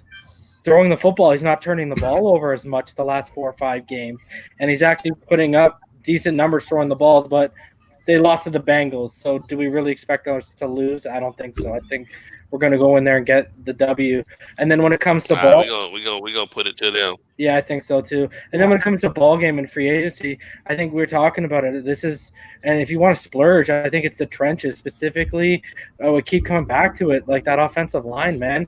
I think like let's hypothetically say we got Schreff and we got the other guard, Thuney, and then we come away with Okuda, Leatherwood, and Tyler Badage. Look at our offensive line in one offseason. All of a sudden, we have a potentially elite offensive line, and I keep saying this. Even if Tua's not the guy, whoever's the guy, you can plug anyone into that. Behind that line, and you're going to get results, and that line alone is going to add a couple more wins to the season, hopefully. And I just wanted to go back on Tua a little bit just to get EM stirred up in the comments wherever he is. So ESPN, while we were on, they reported that his first rehab session went well, and they were surprised with the amount of movement he had against resistance. And then I guess we cut the press conference off too early because someone asked him about the doctors, and he said, with what doctors have had to say, they expect a full recovery. I'd be able to play football again at 100%. It's just I won't be able to rotate the hip internally the same way. And then he went on to say it doesn't hinder his running. So how's that possible? If you can't rotate the hip, then how are you gonna be able to run the same? He said internally, rotate it internally. I don't know what he means by that. Listen, man, you need your hips to throw that ball deep down the field of motion. Yeah, it all comes up. I don't know how that works, but okay. Pump it up that. Yeah, it all comes up. Yeah, he can't do no Dak drills. Yeah. So I don't know. I think you guys are going to be surprised this draft. I know EM's saying it, but I've been the one that's been preaching it for weeks. He's not making it past the Chargers. There's going to be a team that reaches on him in the top 15. I can almost guarantee. I'll bet money on that. I don't want to reach. So reach is the wrong word because a healthy Tua is the best quarterback in this draft. But I mean, other than that, I really do like our chances this weekend.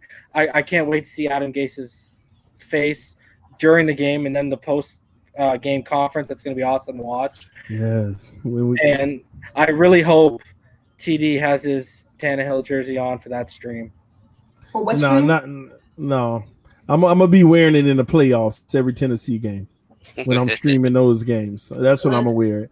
And I appreciate your reason. And I want to address the those in the comment section that keep asking this question about what do I do with Minka jersey? What do I do with Tannehill jersey? Do I burn it X, Y, and Z? You keep all your jerseys.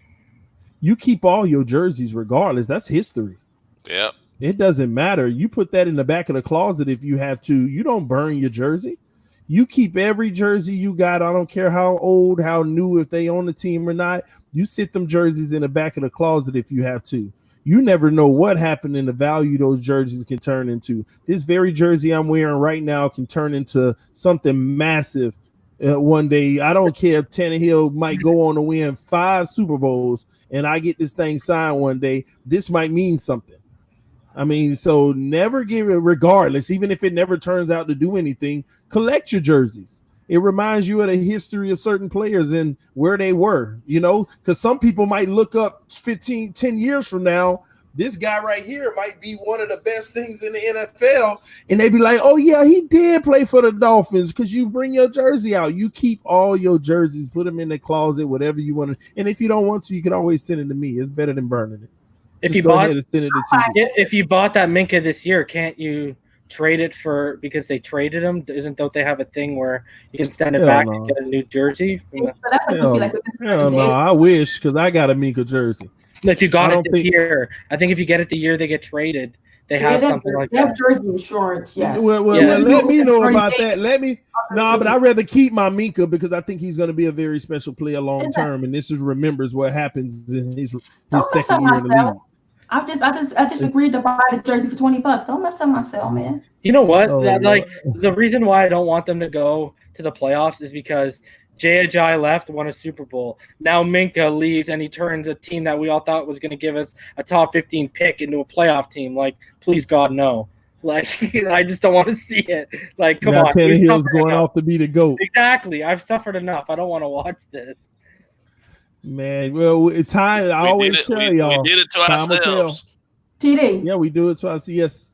Are you doing the Friday night panel tomorrow? Because I'm excited for that. Yeah, I'll be live tomorrow night. I'll be able to hear a lot of other people that's in the comment section come through, give their thoughts. We will be live tomorrow night. Again, it's usually late, but I might do it a little earlier. It just depends. I'm going to check with the wife, see what we got on the schedule. It's usually at 10 p.m., but if things are good, I might go as early as 8:30 or 9 p.m. because I don't want to be on past 11 or 11:30 too much more because I need to start getting my rest and have productive days because it's hard in the morning when I'm up 2 a.m. arguing with EM, senseless arguments, you know. Yeah, that Oregon game is tomorrow too. Oregon game? Oregon, Utah, I believe, play tomorrow night. So that'll be a very good Utah gonna win, and that one guy in the comments right now still gonna be defending Herbert. So you okay? Unfortunately, I might be watching the Lakers while we're streaming, so I don't know. It just depends. We'll see. The Clippers and Milwaukee is the game to watch tomorrow. The best team in the NBA. I'll be watching the Lakers. Play the Blazers tomorrow. So they'll be playing Carmelo, huh? Another dub because my boy Rondo coming out 1 rebound away from a triple-double last night, 14 points, 12 assists, 9 rebounds, you know, in about 25 minutes, you know, that's what he do. But the GOAT and point guards and NBA history. But anyway, people can hate. Don't be laughing, Mr. Ballgame. It's a fact, baby. But y'all, I appreciate y'all tuning in tonight, man. Let's try to let's see if we can get the like button to 100 before we get out of here. Anybody who didn't hit the like button, press that like button right now. We love to lead the stream over 100 likes, guys. Please hit that like button. A lot of people who came in earlier and hit it are already gone, but I know we got new people in the room that did not hit the like button before we get out of here. It would be greatly appreciated if you punch that like button. We just went from 81 to 83. Now we're at 85. Appreciate that, guys. Hit that like button. Can we get 15 more? Punch that like button. My son said the Heat the best team. The second in the East. All right. They Miami everything, bro. Like, hey, but I ain't gonna lie, I'm proud of Miami Heat. I'm actually proud of Miami Heat. They looking really good this season. They playing some good basketball. We got 88 likes. Is there 12 more? Man, this NBA season is gonna be something beautiful to watch when it comes to April, man.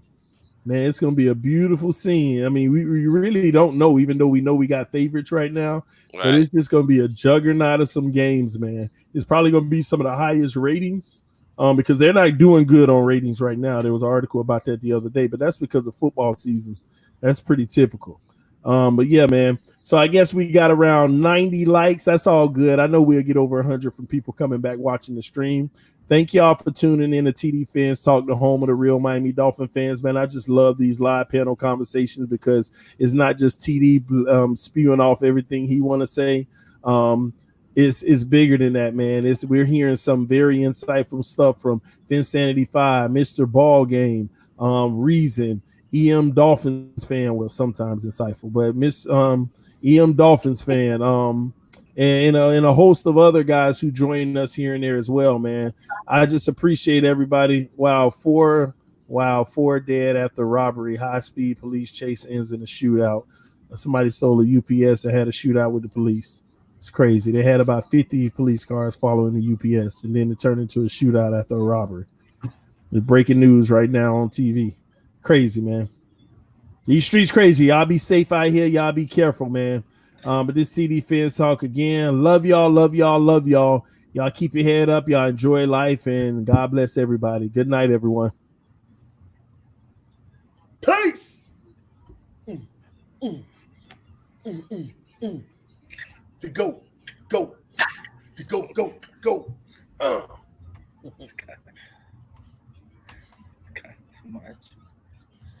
It's the fact reason. It's the facts. Yeah.